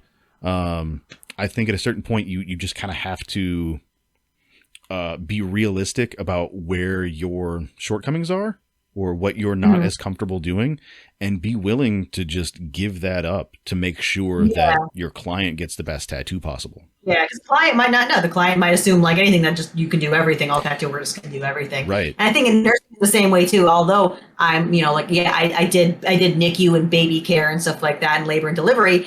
When I started nursing and everything like general education, I never worked with NICU and labor and delivery and premature babies. I worked with adults in cardiac step down. So like I wouldn't be comfortable taking an assignment with labor and delivery or like a baby, you know, like, yeah, I kind of know like the stuff, but like, I don't know, man, like don't I haven't touched that in a while, and it works the other way around. With like, it's a big problem with COVID is you've got nurses that were in a specialty, like working with premature babies and labor and delivery, and then they've been there for a decade, and then suddenly that floor gets closed because of COVID, and it's like, well, here you go, here's a 55-year-old heart failure patient. It's like, I have literally never handled anybody under the age of 1, Right. and suddenly you're going, give me like this whole like person with all these issues and stuff like that, and they're leaving and stuff. And I think tattooing is kind of in that sense the same way. Like, yeah, we have the general all around, but there are going to be some things that we're kind of like, it's like, I know you're a podiatrist, but can you like do this heart surgery for me?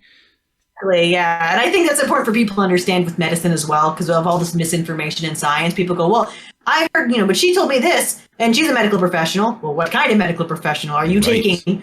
You mean like these super high end like medical information from a X-ray tech? Are you getting super like in depth information about like like a heart surgery and stuff from a like an oncology nurse? Like that's not the specialty. And like just like any professionals, there are specialties in that professionalism, and like you can't take any medical like exactly just because a podiatrist or a chiropractor says something about something out of their field, it doesn't mean it's necessarily right because it's out of their field. I feel about like Dr. Oz, for example. He's a brilliant cardiothoracic surgeon, but like most of the other stuff he says unrelated to that is absolute nonsense. But people will listen and people will follow because he is a medical professional. And so like, but he doesn't know diets. He doesn't know anything about any of that. Like he's a cardiac thoracic surgeon, and that is what he is right about. Like the credentials doesn't necessarily like spread all over the place, but people tend to use that title, and they can use it for bad or for good. Yep. Like with great power comes great responsibility.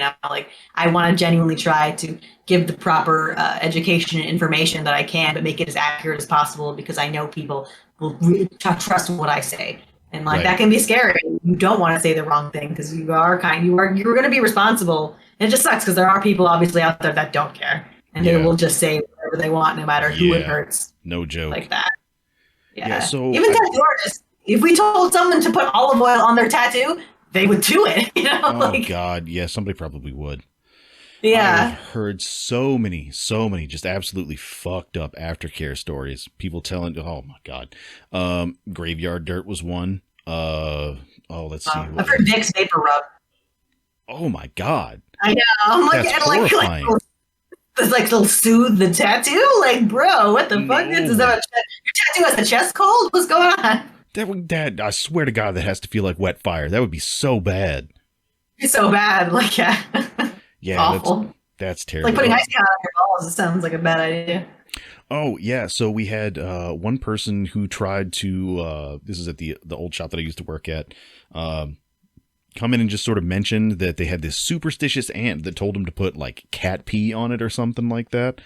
Oh Lord. Yeah. That toxoplasmosis like right in there. Oh, I didn't even think about that. Yeah. Oh, that's gross. Well, the idea, like I can I understand the idea that urine is sterile. I've heard some people believe that like, you can clean wounds with urine. The problem is your own urine, not someone else's urine.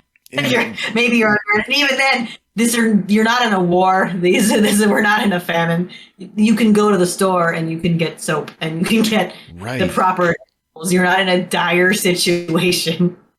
Yeah. Putting butter on a burn, that's a big one. Yeah, and I feel like that. I don't know if anyone tried it with tattoos, but probably because. Do people still do that? Do people still like tell other people to do that shit?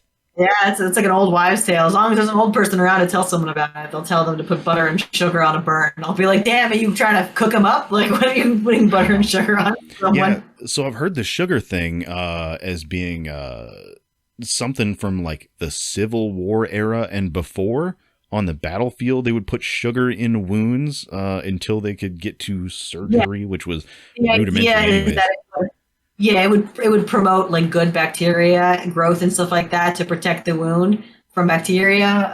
And then that is, like you said, it's like Civil War. That is some dire situations. That is genuinely where they would all pack mud on it, so the mud would dry, create some sort of like a wet dry kind of bandage kind of thing.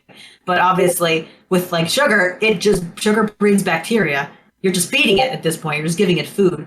It kind of loosely comes from the idea with butter. If you can leave butter out for a long time and it doesn't go bad because of the high fat and sugar and salt content, it's kind of like with McDonald's foods or like fast food, how you can leave it out forever and it won't go bad because of the amount of salt and sugar and stuff like that. So there's like that loose kind of science about it, but it's the dangerous part about having a medium amount of information. So it's not like enough information to know about the salt and sugar and how it deters bacteria, but you don't have enough to know that it's a bad fucking idea because you are thinking about it. You are putting food on an open wound, like, so bugs are going to eat that. You don't think bacteria is going to eventually eat that too and eat you. And so you have this medium amount of information where it sounds like it makes sense. And I feel like a lot of science comes from that. A lot of dangerous stuff comes from that. Just having that medium amount of information. It sounds like it just might work. It sounds crazy enough that it might just work. I think it's at least to me, it seems like a little bit of the I guess general misunderstanding of the whole correlation versus causation argument. Like they see something that sort of kind of makes sense in one situation and don't think about like what part of that is actually causing it to work, and just like, well, I mean, those two things are there at the same time, so it'll probably work with this too. They don't think about it.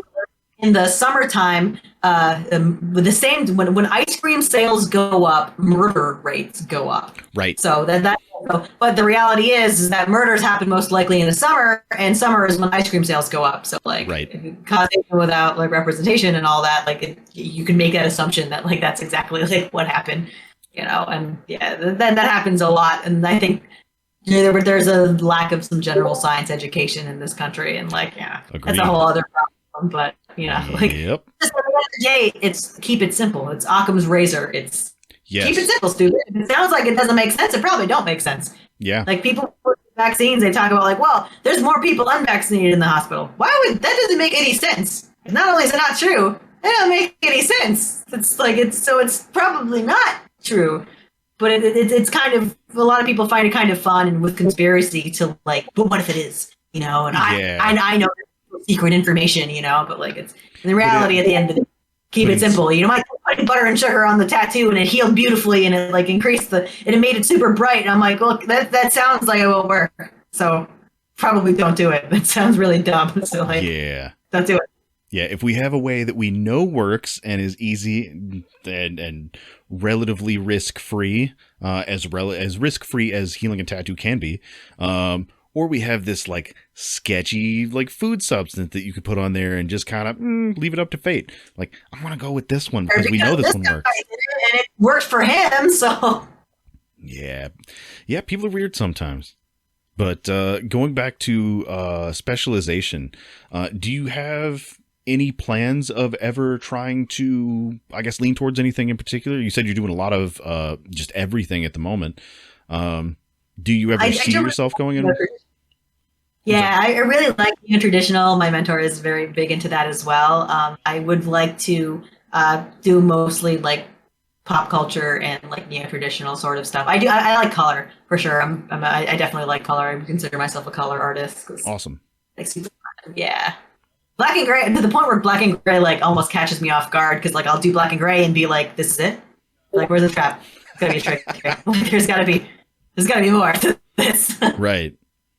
Yeah, I'm probably the exact opposite. Like for most things, I kind of lean more towards the black and gray side with maybe like pops of color here and there, and that's I guess what's comfortable to me. My natural artistic vision of the way a thing should look. Like if somebody gives me free reign to design something, that's probably what's going to come out of my hands, is something that's mostly black and gray, if not all. But yeah, I totally get that sometimes you get to a point with a certain piece, you're just like, this needs something else. Like, let's think about putting some color in here. Like one of those things. Yeah, we have one of our artists who he's been predominantly doing black and gray, and he's just now kind of like getting into color because all of us do color. And he talks about how it feels like he's learning how to tattoo all over again because he's like, like, holy shit. He's like, he's like, the color is so goddamn messy and it's all over the place. And like, I can't listen to this. And it's like, yeah, man, welcome. It sucks down here. It's awful. It's messy. Yeah, it is an entirely different thing. like dealing with all that stuff. And of course, then you have like extra rules with like colors staining one another and all that stuff. Yeah, and the other person's like their color, their complexion, and then you like Yeah, for whatever reason, this yellow is better than this yellow, and this is really thin, and this isn't, and this healed well, and this didn't, and it's almost like you got to learn like the cheat codes of what colors to mix to get this like really nice color. And I think like that's what years of tattooing like. One of the things that I've noticed with new tattoo artists versus older tattoo artists, the range of colors, because like even just tattooing for like a year, I've got a handful of colors that like mixes that my mentor kind of, he can look at a color on the iPad and go, this and this color, that and that color, this and this color, that and that color. And just like, without looking at names, he can just name the names and tell me what to do. And like, that's kind of the goal that I want to be able to get to is like, and he got that from his years of doing it. And I've only been doing it for like a short time, but I've been able to collect a small amount of colors that I can like see and be like, yeah, that's the color I'm going to use. And like the color palette that works for you. Yeah, I'll know, and I know in a couple of years, like I'll be able to like be like him and like and Kayla, and just kind of just not have to stand there in front of all of our colors, and I have my tablet and I'm trying to like put these together, and I basically write down all my colors that I'm going to use, and then I go to my mentor and be like, well, what do you think about this? And he'll usually be like, that's good, but this is better. That's good, but this is better. You know, like this is good, but this is really thin. Use this instead. You know, and like and writing all of that down and doing all of that, and like. My poor friend who's learning how to do color is like, this is wild, guys. Like, I just want to go back to black and gray. It can be like that. Yeah. Black and gray is a lot to me because, like, you do black and gray and then they're bleeding and it's red and you're like, how dark is this? I don't know. Like, I don't want to be too dark. I don't want to be too light. Yeah, with black and gray, when you do it for long enough, you just get to a point where, I mean, you can even kind of tell with, like, different skin tones and different skin textures, like, I feel like I need to go like one step darker because once this person heals, it's probably going to be about here on the value range. And you just kind of get this feel for it. But yeah, you guys have to think about like oversight, and if they drank a lot the night before or a lot of caffeine, like some clients I know get like super red, and some inks, like I know Sumi ink gets like really red, but it's a really nice like black, and if you can get it to blend right, it blends beautifully, but it's one of those that like it just makes it like super red, and like it's so hard to see what the hell you're doing. And like I've seen artists who've been tattooing for like 9-10 years kind of freak out a little bit using it, you know, but like dang, it's a lot. It's really cool. Like it's almost like you're tattooing in the future. Yeah, like I think I've tried the Sumi stuff years ago, but it just wasn't really speaking to me. Like the colors didn't really seem as vibrant as what I was looking for, and the black seems really thin, like it's spattered everywhere. Yeah, it's super thin and like like really stupid, like weird to work with. But like, and then you see some dude in Japan fucking using only Sumi and just nailing, just blowing this stuff out and like the craziest pepper, and, like absolutely beautiful. And that too, as well with tattooing, is like not just like getting like the one knowing the differences between different blacks, you know, without the proper guidance, you might have no idea. And like not knowing that some blacks healed more blue and more green, more silvery, more this and that. And my mentors taught me a lot about that, especially tattooing in South Florida.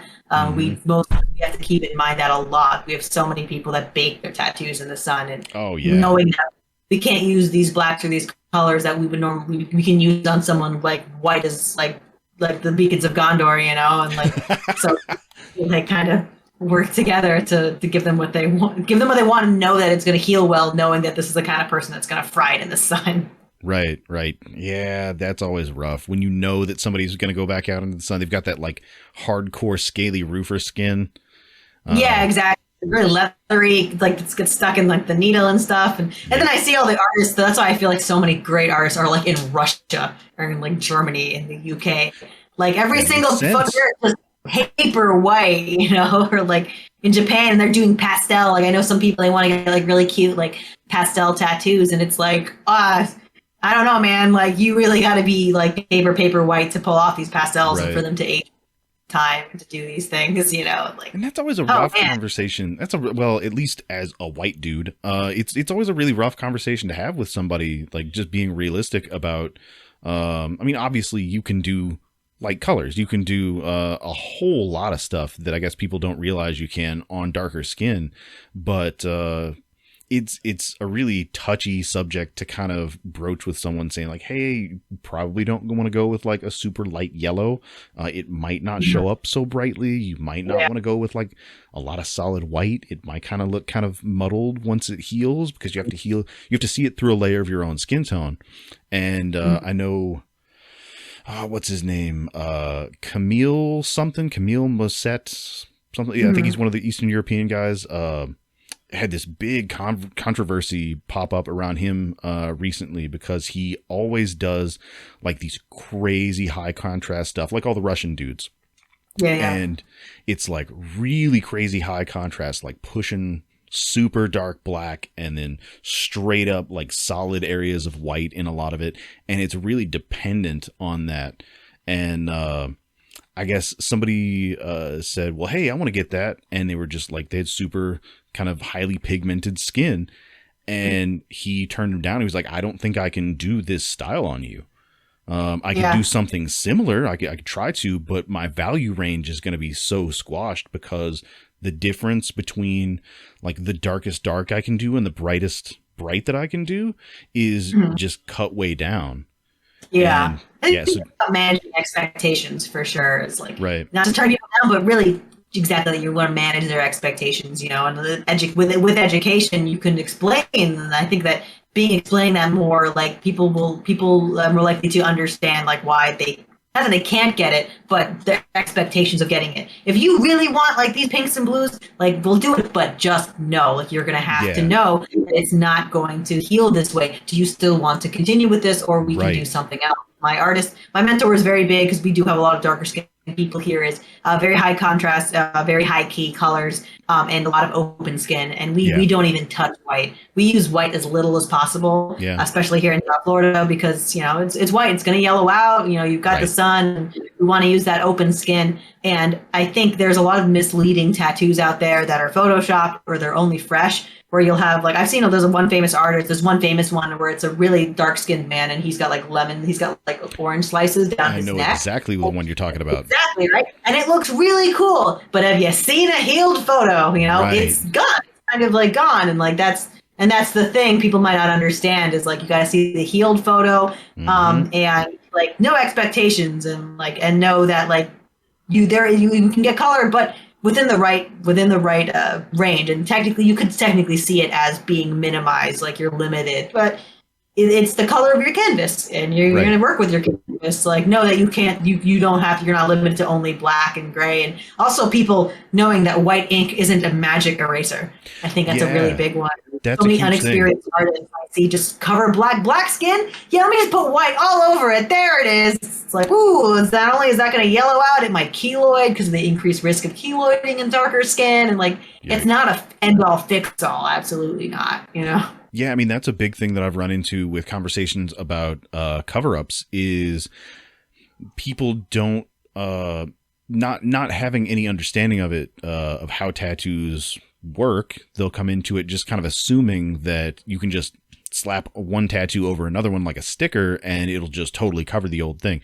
Where you and I know you have to find a place in the new tattoo for the old one to live that just kind of minimizes how apparent it is. You just kind of have to camouflage it in the new tattoo. And people have you ever whiting out? Have you ever heard of the technique or tried it doing whiteouts? I've seen some of it. I've seen all sorts of different things. I've seen people way back in the day talk about actually just going over the entire tattoo. We're talking about a point when if you talk to a medical professional about a tattoo removal, they would send you to a surgeon to have it cut out, and then you would get skin grafts. Because they just hated tattoos that much. Well, I mean, like you were talking about earlier. And so these old school dudes would take witch hazel and just cover the whole tattoo, just basically chew up skin over the old tattoo. And they say, now let this scab as thickly as you can and pick it all out. And Lord. It sounds like an awful idea. Tissue. Right. Yeah, it sounds terrible.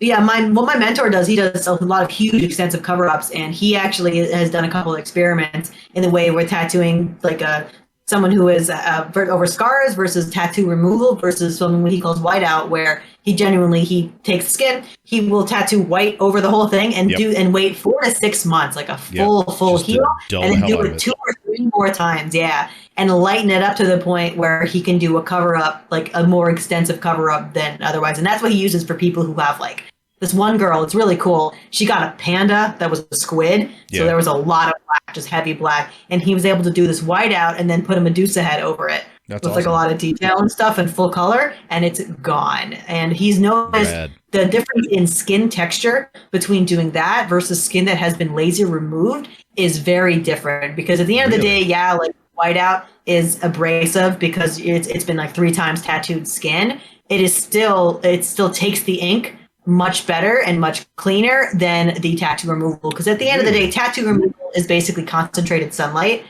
You're basically like you're changing the wavelength to match the color of the tattoo, and you're zapping it. And the way that it heals is up to your skin. You know, like you really don't know like how it's going to heal, but he has noticed that the skin is a lot more traumatized in a different sort of way than the whiteout. The skin that has been a laser removed still behaves much more like scar tissue versus the whited out skin, which still behaves much more to your regular skin. There's another tattoo he just started. It's a huge Star Wars Japanese piece. And it had like really, really heavy old ink on it. And the same thing, he did the whiteout on it, whiteout over it. And like, so the only hint you can see of the other tattoo is in the lightsaber, because it's not colored yet.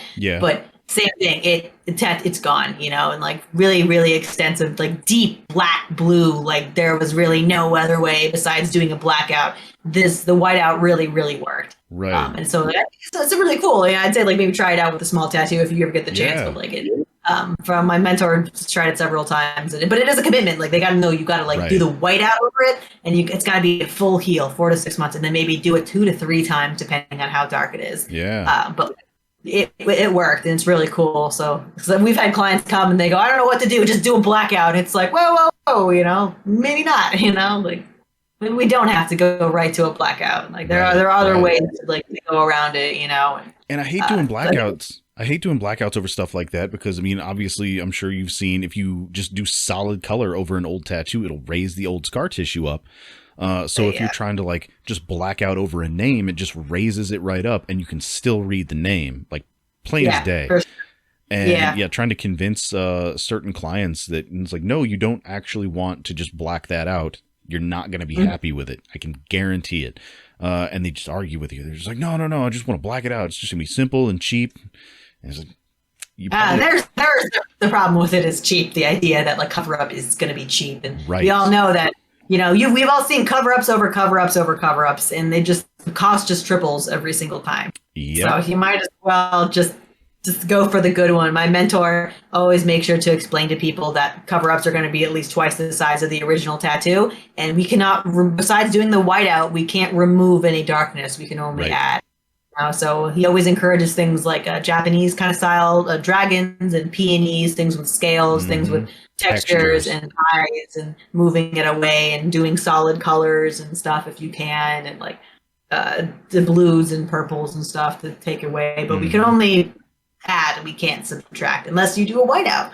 But like, that's going to be, that's like long times of, it's weird. You're going to walk around kind of like with a whited out tattoo, but it's technically cheaper than getting the laser removal, you know, and it's more predictive. We know where the whiteout's going to happen. We know how your skin is going to kind of behave more than a laser tattoo removal, which I've seen some bad reactions to, because at the end of the day, like it's just concentrated sunlight being zapped at your skin. And you don't really know how it's going to behave or if it's going to keloid. There is another tattoo removal thing that we had someone do the go about, and what it does is they inject a web of this some sort of pigment, or this thing that dissolves pigment, and it gets injected into the skin, and the skin over time, like the tattoo basically heals. It's really strange. I forgot what it's called. It's like a hypercolloid type of thing where it's weird. It's like a series of insulin syringes almost, and they just kind of like poke it a crap ton of times all around the tattoo and inject the small amount of this FDA approved fluid, and it'll dissolve the tattoo. And over 3 to 4 sessions, the tattoo will have like lightened up or basically be gone. I'm looking into it. It was very strange. I couldn't find a lot into it or science or like exactly what was happening. But it basically sounds like it is some form of acid or corrosive thing that is injected in a very light way over an even layer of the skin to get rid of the tattoo.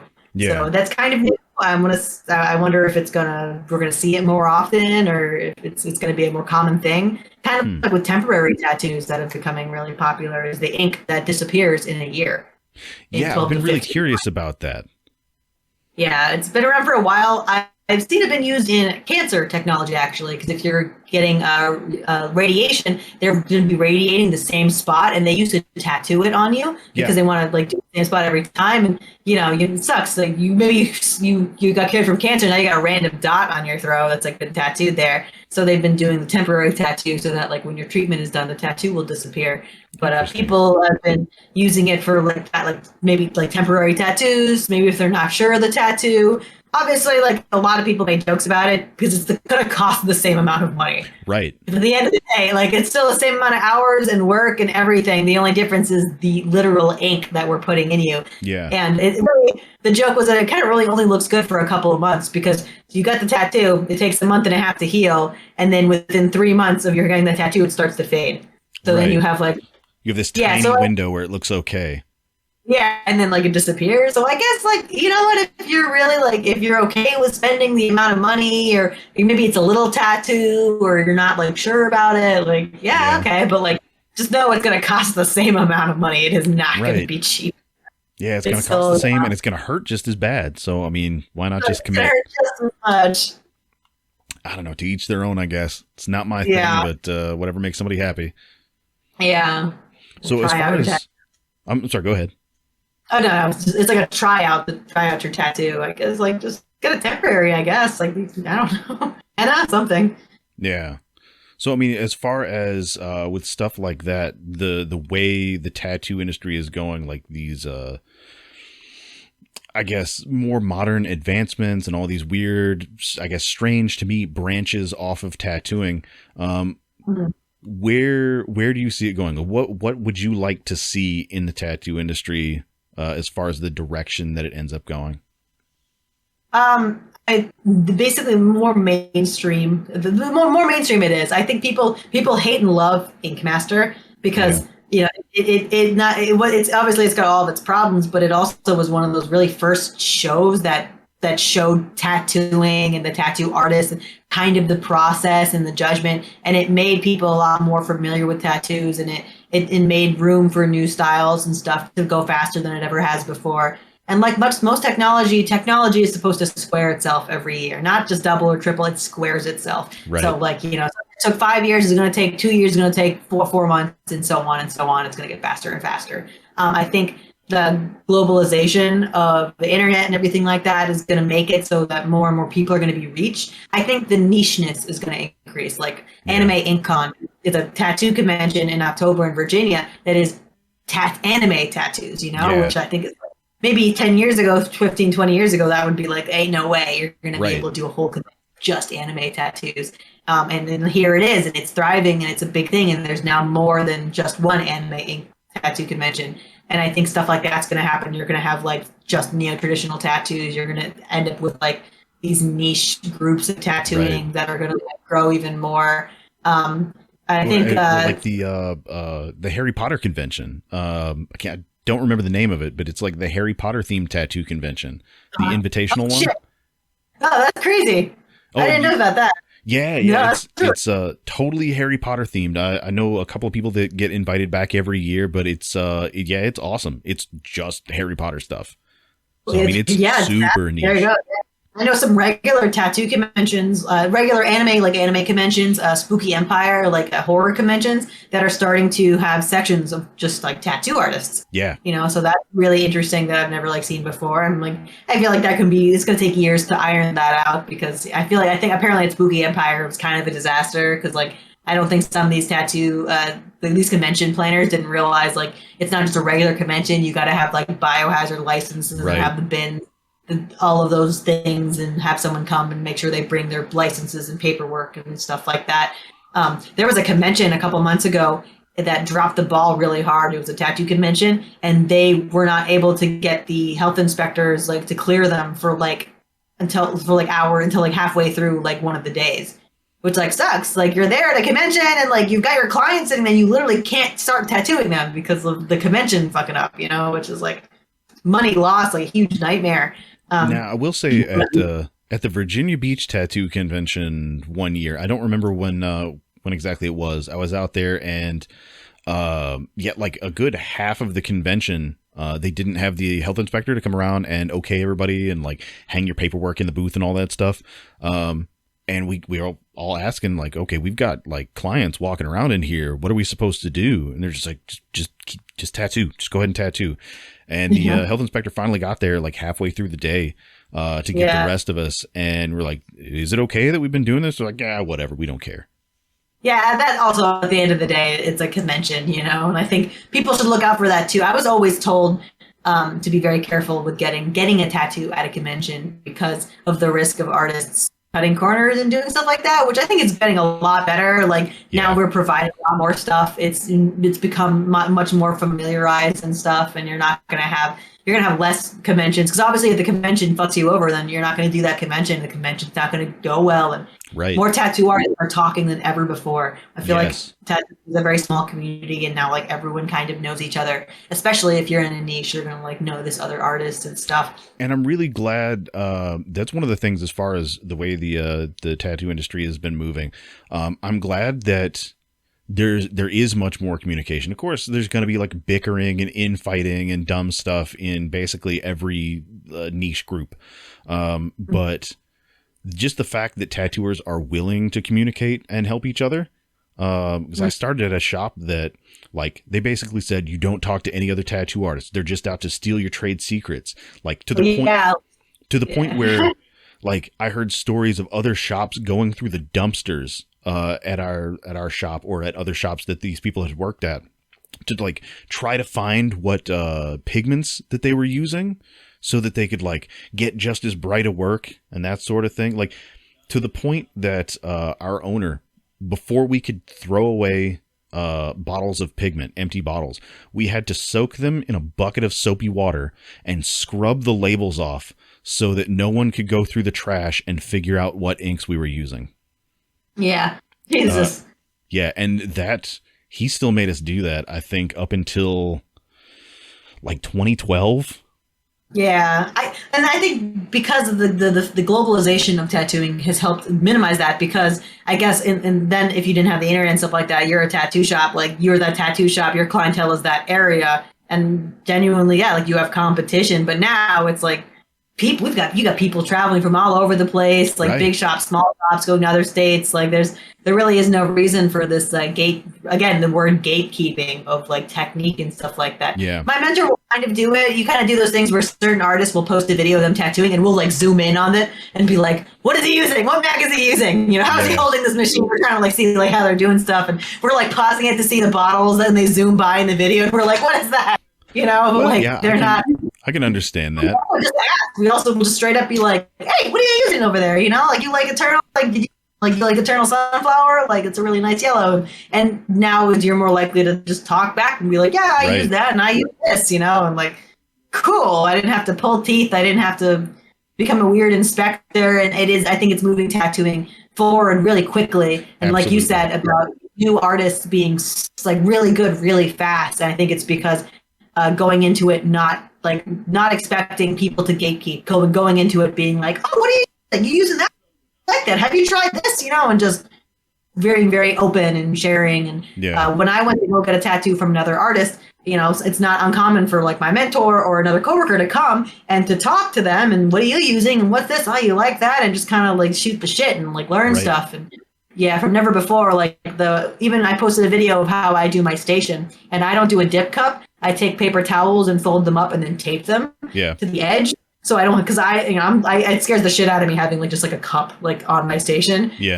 because like, if it falls over, it's all over. Right. But like we do this little thing there so that we when we clean our needles out, it goes into this little paper reservoir and it like soaks up everything. Yeah. And I had a lot of artists be like, "What is that? What's on your freaking station? I've never seen that done before."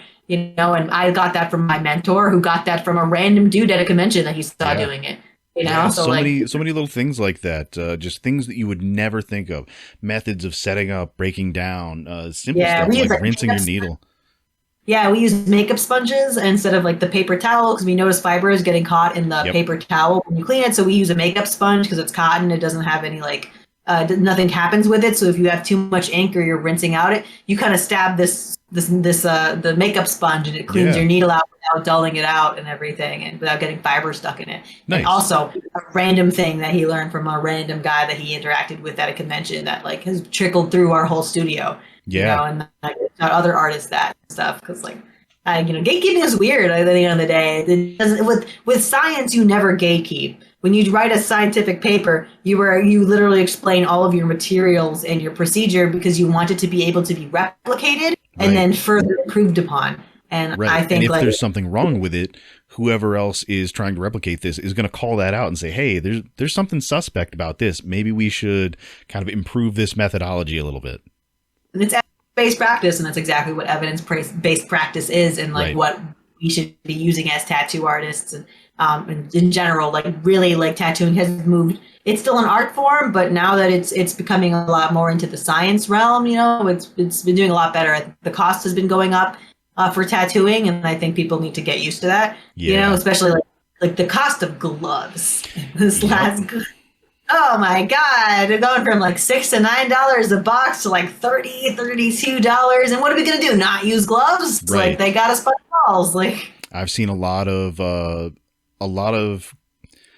open conversations about having to restructure and or raise prices recently, just because of the cost of supplies. Like supply chain stuff is affecting everybody, and I mean, for a lot of people that were just kind of, I won't say like scraping by, but getting by a little bit, just kind of comfortable.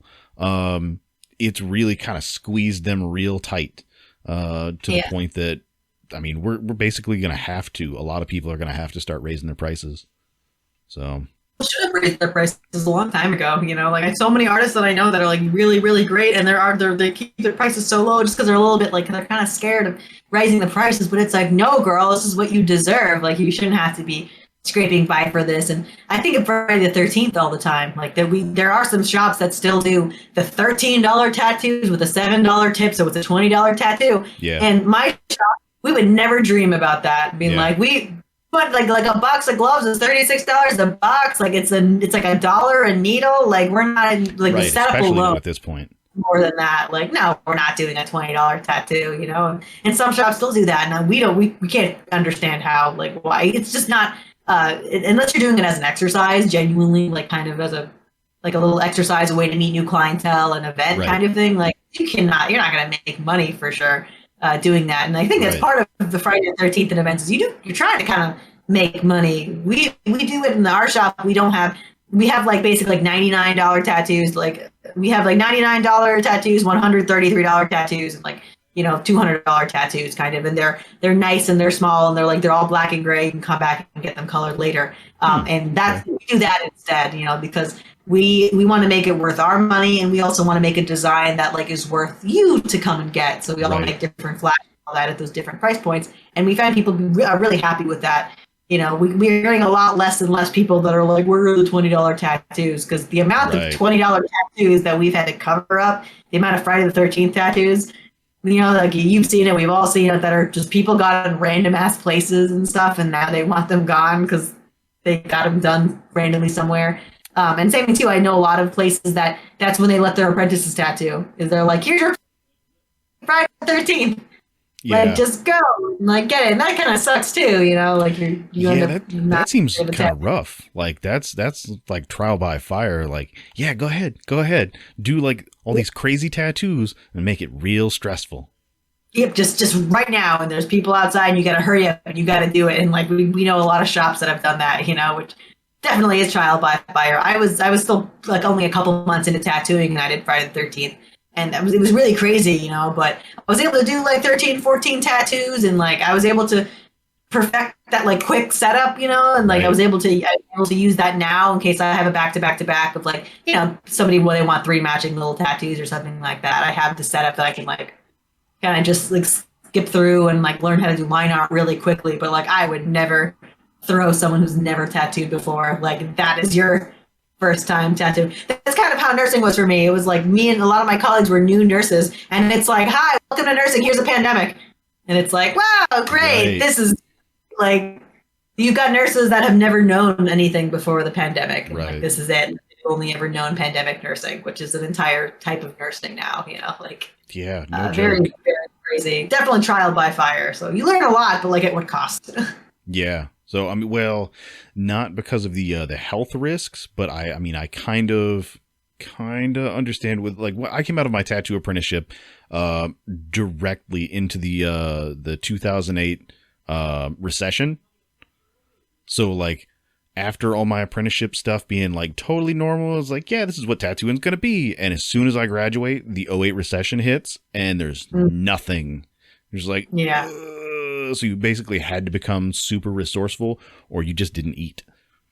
Yeah, exactly. I follow just hard times, like right. It makes you appreciate when you do have it makes you really appreciate your clientele and stuff. And it makes it crazy when I see artists who are like really mean to their clients, who are just really like dickheads to their clients. And like, I don't understand, like this person is coming to you and they're trusting you and like they put down this crazy amount of money and to just be like, whatever, I've got so many more coming. Like, you're just a drop in the bucket, get out of my face. And it's just like, whoa, that's so mean. You should appreciate everyone that comes right. to you. Those people they've made the choice to support you out of everyone else that they could have chosen. They chose to support you and put fucking food on your table and keep a roof over your head.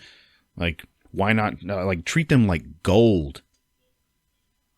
Well, and it's a little bit of give and go, you know what I mean? Like, like it's like, we're doing this for them as well as like a service and stuff. But like, we all know those kind of artists that like they make themselves celebrities, whether they deserve it or not. But like there is this kind of celebritism that comes along with tattooing or kind of came along with tattooing. And I feel like there are a lot of people out there that it goes right to their heads.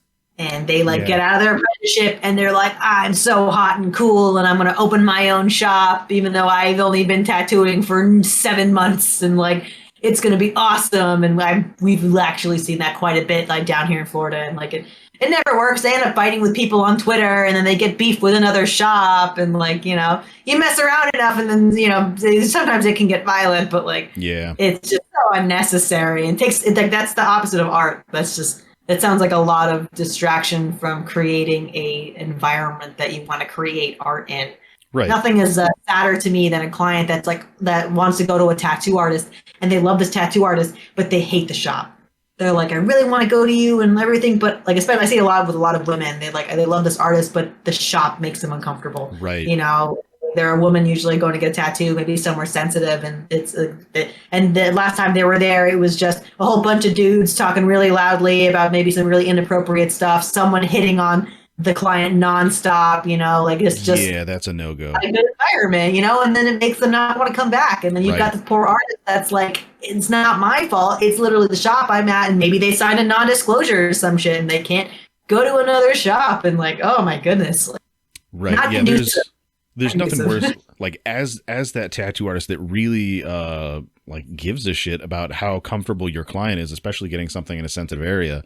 And there's like that other tattooer that just wants to come up. It's like, hey, so what you doing in behind that closed door there? You mind if I come back and watch? I was like, yeah, I do mind. Stay the fuck out there. This is not your tattoo. Yeah, exactly. Like this is why it's like closed and anything, or just in general, or someone or owners who think they can do anything because they're the owner. Like they can come into a private tattoo or say whatever they want to say because they're the big kahuna, and it's like, I do like seeing a lot more shops owned by tattoo artists because for a while I was confused that it was really common to have shops that were not owned by tattoo artists at all, just like random people owning shops. you know, and I always felt there was like, there's always going to be a disconnect there when you have someone that runs a shop that doesn't know what exactly is going on, you know, like Right, that doesn't right. understand. You need to have paper towels all the time, you know what I Yeah. mean? Like we need to have this stuff all the time. You And can't just skim on this. you need to have the good paper towels because that's what makes your clients comfortable. Like it's worth spending the extra $1.50 to get the good paper towels. Like you can't just Exactly. skimp on supplies. Like you can't just go get like the like cheapo T-Tech cartridges that like don't have the little rubber membrane and all that stuff in them. It's just like basically a needle and a rubber band because there's a chance that one, like it's going to cross contaminate your machine. And Mhm. two, like there's no real standards as far as like how they're made. Some of them are super janky and like some of them are like fish hooked. And yeah, it's not going to be the best experience for your client. Yeah, or the money, and one of those shops that just they want in and out. They don't care if you can and want to do the tattoo. They just want the tattoo done and to make the money and get out. And a lot Yeah. of our artists at our shop came from those kind of shops where like they're put there to be a workhorse and to just do these tattoos. I don't care if you can't do the tattoo. I don't care if this guy sucks. I don't give a shit. Do the Right. tattoo, get them out. Do the tattoo, get them out. We had one friend of ours that was a guest artist at another shop, and she had a really rough time because they were one of those shops that they had a shop manager that basically planned all the tattoos for them. They took all the calls, they took the deposit, they did all the stuff, and basically you were told you got a tattoo at this time, this time, this time, and they were giving her 4 like large color tattoos a day, you know, and like it was crazy. That was way too much, like for her, you know. She Right. had a really hard time, you know, and they didn't really give her any way to get around it, you know, and it made her scared to do any guest spots anywhere because of that Right. happening. And you know, and like I think that's the chokehold on creativity that can come when it's just profit over a Yeah. tattoo, you know. And Yeah. then someone who doesn't know tattooing will do that. We'll be like, "What do you mean you can't do this? What do you mean you can't do this cover up for $200 on this guy? Just do it. Just do something, you know." And Right. Yeah. I mean, the people that don't have that experience in the tattoo industry don't understand the integrity, like the experience, the what you owe your client in that experience, Mhm. to keep them safe, to keep them comfortable, to not rush on their tattoo, like to make sure they're wearing it for the rest of their fucking lives. Like you need to make sure it looks right. If that takes you an extra 5 minutes, that's what it takes. If it takes you Mhm. buying like the good needles that are $2 more per box, that's what it fucking takes. Mhm. Yeah, and people that are too money focused, like you were saying, they don't understand. Yeah, like just non shops that are owned by tattoo artists or that don't care and then just want to make and honestly I never there really is very little shops that work out over long periods of time that are like that. Like they end up Right. being those beach shops and stuff like that, you know. And The no one's last happy. right. Owner maybe like Yeah, sucks for us. and I'm sure once it closes, they just see it as like an investment that ran its course. Meanwhile, real people are walking around with tattoos that they're ashamed for people to see, like that are on their skin forever, and they feel Yeah. worse about themselves for that. And that dude that owned the shop that doesn't tattoo, they don't care. They made their Yeah, money and they moved on.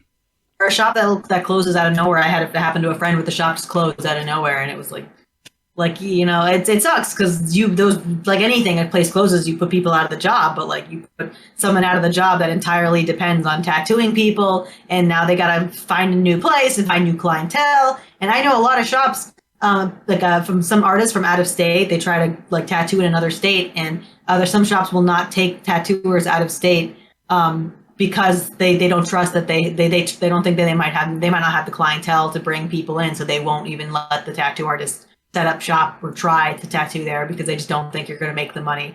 And it's like, it puts you in a really hard place. So just now you just have to find a place to tattoo. Yeah. Yeah, it's really strange. I don't know. Like it's a weird, like I've been approached by people looking to open shops, people that have no history in the tattoo industry. They're like, "Hey, so what would it take for me to throw this money in here as an investment and open this shop?" That to me sounds miserable because if I were to personally work at one of those shops, it would basically be like apprenticing your boss. Oh yeah. You would have to teach them all of the ins and outs of tattoos at the same time that you're trying to run your business, like deal with clients and all that stuff, and then have all of those fights about like why you can't skimp on the good stuff, like why it's important to take care of your clients over making $5, like all of why these. Keep the big problem I see a lot of times is shops that don't pay their artists.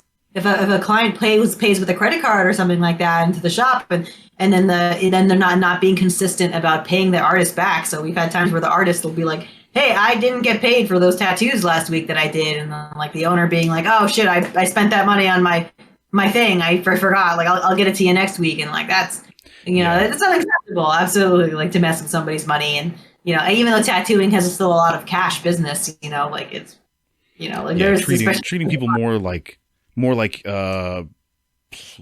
employees than contractors.